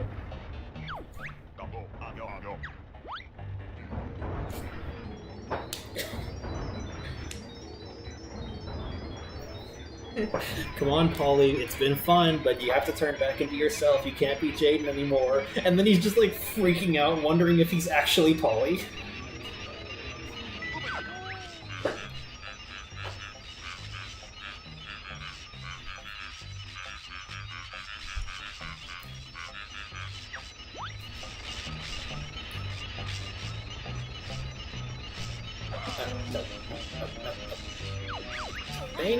Go!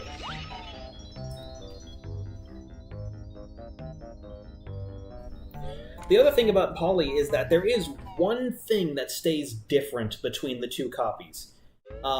If Polly dies, regardless of who she's transformed into, if Polly dies, they will like collapse into a pile of black void goo, and then eventually piece themselves back together and revive.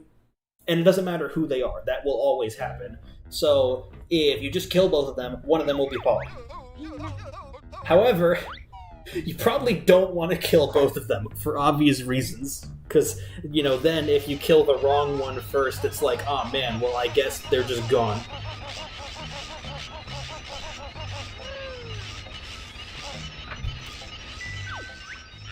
Alright, cool. Crusher deactivated.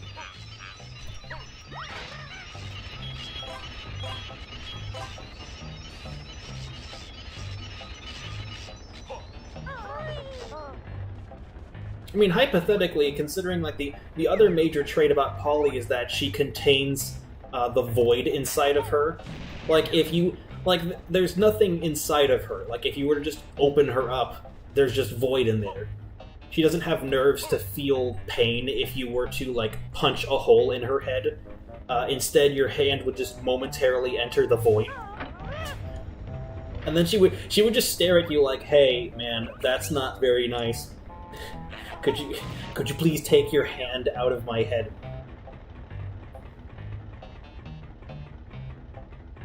She also completely lacks a face, in reference to how she doesn't have her own identity.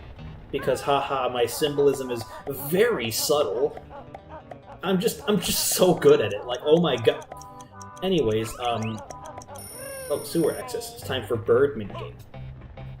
No, let me in. But yeah, so Polly contains the void inside of her, so hypothetically, Polly could just, like, completely split open and just reveal the void and, like, everyone dies. Just casually, like, unleash the power of the void, and there's not much you can really do to stop that. Like, what are you gonna do? Shoot the void? Yeah, nobody can really feel a giant hole in their head. In the case of Polly, it's just because they don't have nerves. I saw you're funny. Two Jadens kills the real Jaden.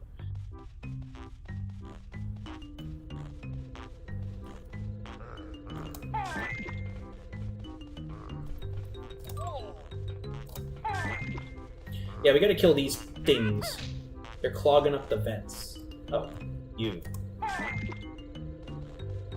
And the gas, the air around here will become toxic if we don't kill them.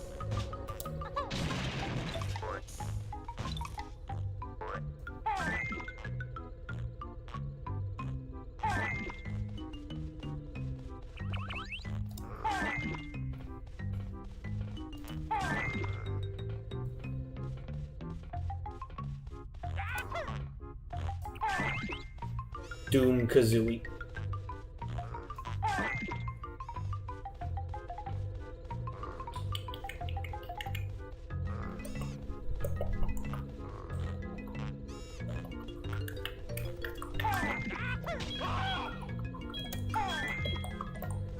Yeah, that's basically what's going on, Nick.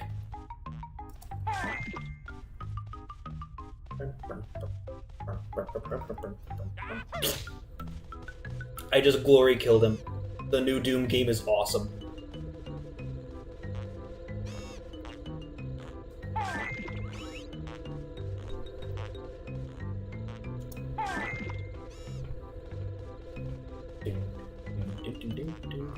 Die! It's funny, the guidebook calls these guys silent but deadly killers, but literally the only reason you can even find them is because they make the funny sound. Yeah, for example, thanks for giving yourself away, moron. Nice survival instincts. Where'd you get them, Home Depot?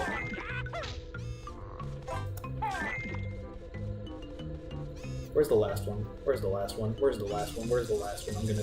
I'm gonna suffocate on the toxic gas that these idiots are releasing, and I'm gonna die.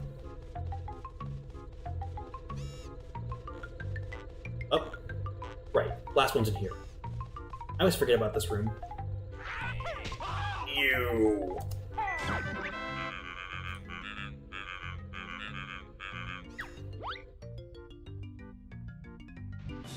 Gunbird.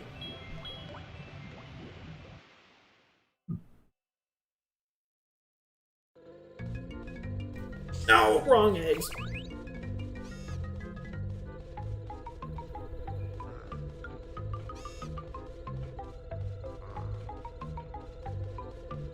I want to top myself up on eggs real quick.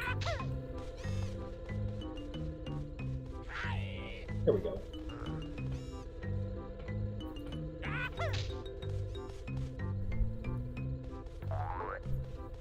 Hardcore Doom music. God.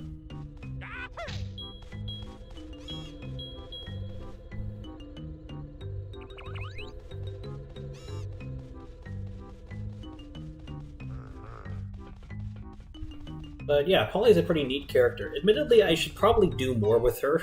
She has like one game that's basically entirely about her, compared to other characters that have multiple, or appear in multiple games.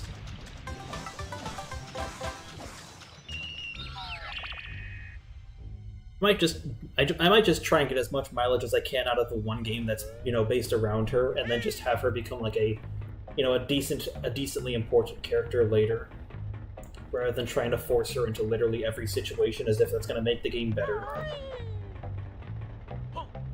Because while I may have a billion, million, trillion, billion characters in the game, I am aware of the fact that you can't just keep adding characters and expect the game to be great. Hence why I try to have a bit of restraint with how I use characters. The only one who sees like extremely consistent use is the protagonist, and that's because he is the protagonist.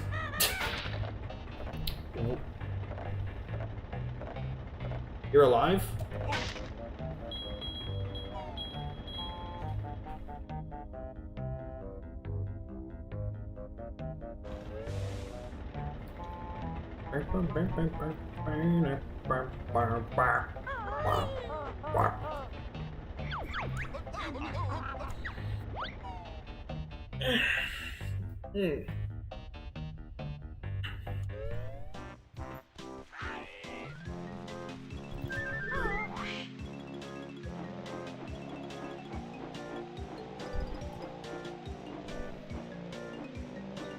So, fun fact about that one Jinjo from before, you're supposed to, like, get him by, shooting a grenade egg in a little crack in one of these, pipes.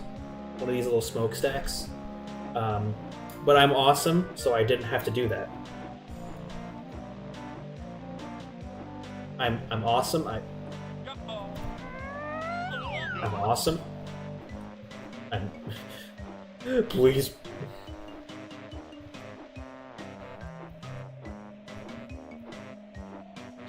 I'm awesome.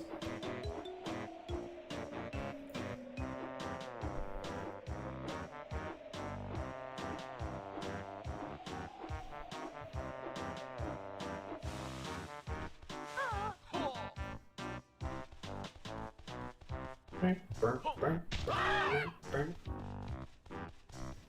burn, burn, burn.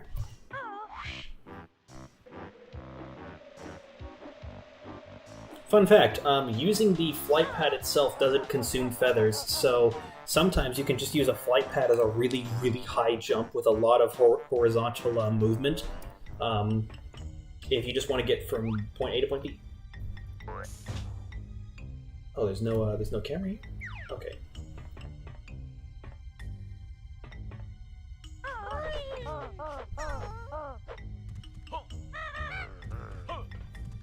You're supposed to come back. You're supposed to come over here with Kazooie's backflip ability so that you can go up there and grab the Jiggy. But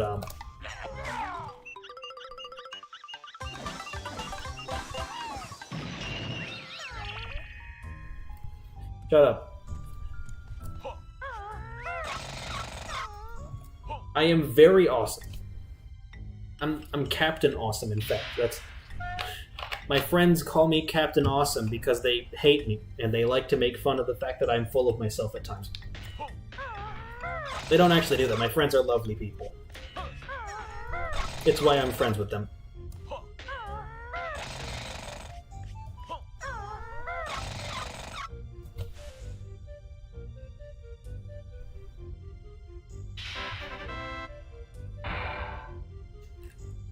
So now I have an easy way up to floor 5.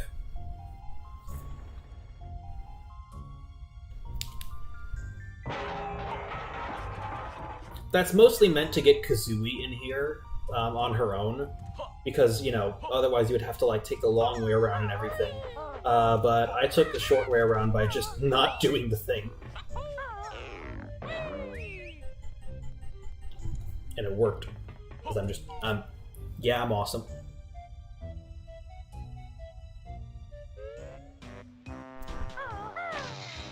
Yeah, Nick does like to make fun of me sometimes, and in reward, I have nearly killed him at least once. In exchange. I mean, I could consider that a fair reward either way.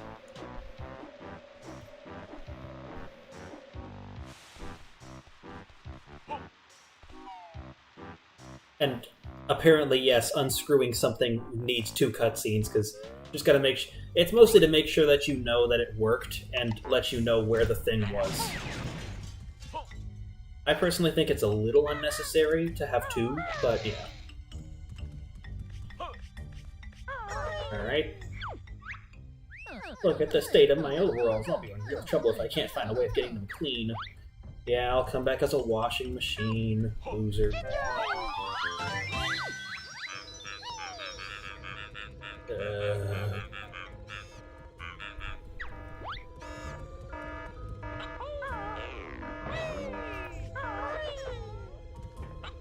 Did I ever tell you? Yeah, your forehead didn't feel very rewarded. That's the point. Forehead.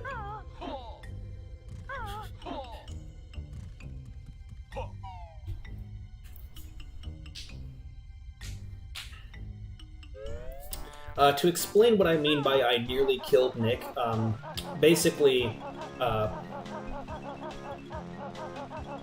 we were at school, and, it was like one of the last few days of school, and I was just kind of hanging out with Nick, having a good time, and I ended up doing something a little silly, a little dumber than usual. I nearly killed him. Where's the last battery? Isn't it the one near Mumbo? Yeah, it is. So basically, we were sitting in math class near the last day of school. It wasn't the last day, but it was pretty close. And what ended up happening was I was bored out of my mind. So I was like, hey, I think it would be funny if I punched this entire desk. No, this is a different Nick. This is Sans Ludwig on Discord.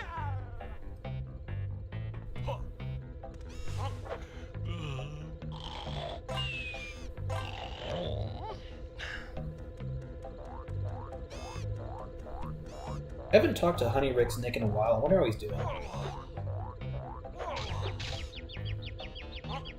Wrong move. Grab him. Grab him! So yeah, it was near the last day of school, and we're just kind of minding our own. Oh, stream's almost over. Oops. I'll finish this story and then end stream. So it's near the last day of school. We're minding our own business, so and so, yada yada yada. And eventually, we're just sitting down, and I'm sitting at my desk, and he's sitting like on the floor in front of his desk because we were watching a movie in math class because we were, done with the test. Not even done with the test. We had finished the test days ago. We were just sitting at lunch because we like to sit in math class at lunch and just kind of hang out because the teacher was awesome.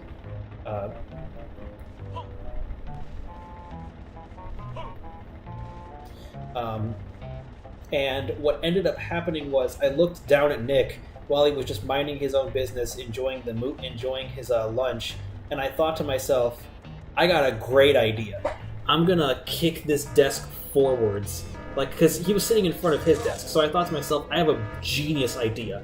I'm gonna kick this desk forwards, and this desk is good. Like the chair part of the desk, the little plastic bit is oh, I can sleep in here with the battery. Huh. And the plastic part of this chair is gonna bump into Nick's back, and it's gonna knock him over, and it's gonna be the funniest thing I've ever seen in my entire life. He's gonna love it.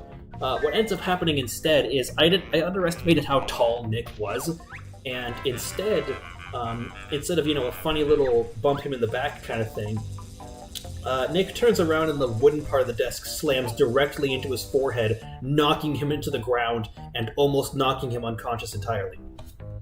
Because I used to play soccer, and that means I know how to kick people. I know how to kick a lot of stuff. And Nick ended up having to go to the nurse, and when he came back, he had a lump on his head the size of an orange.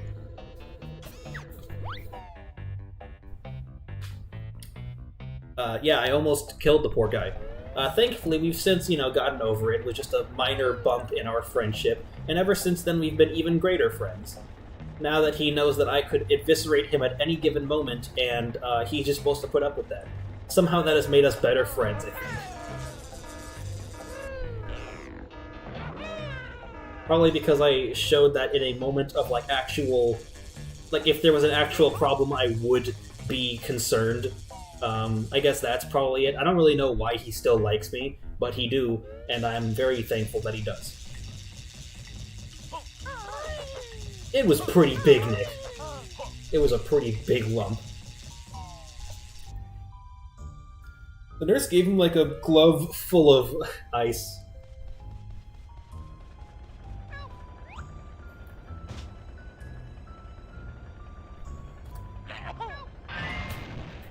More like a grape. It was bigger than a grape.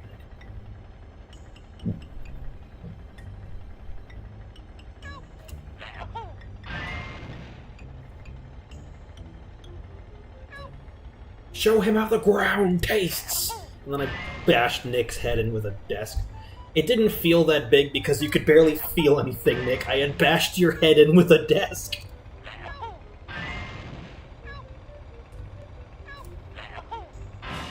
Awesome. Yeah, so then you're supposed to go around as the washing machine and, take the long way around and everything. However, instead of doing that...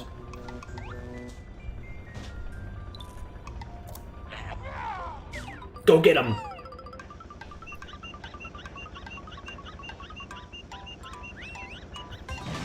We have just saved an extreme amount of time.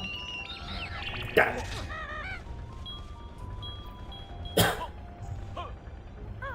Let's see how much we've completed in Grunty Industries in just one stream. We got half the jiggies, almost all the notes, all but 2 of the pages, and basically everything else is done. That's good. Alright, yeah, we're at a good spot to end off the stream then. It was nice hanging out with all of you. I will see you on Wednesday. Where we'll probably complete Grunty Industries, and then I will, play Hailfire Peaks, yeah. That one. That level. That place. That thing.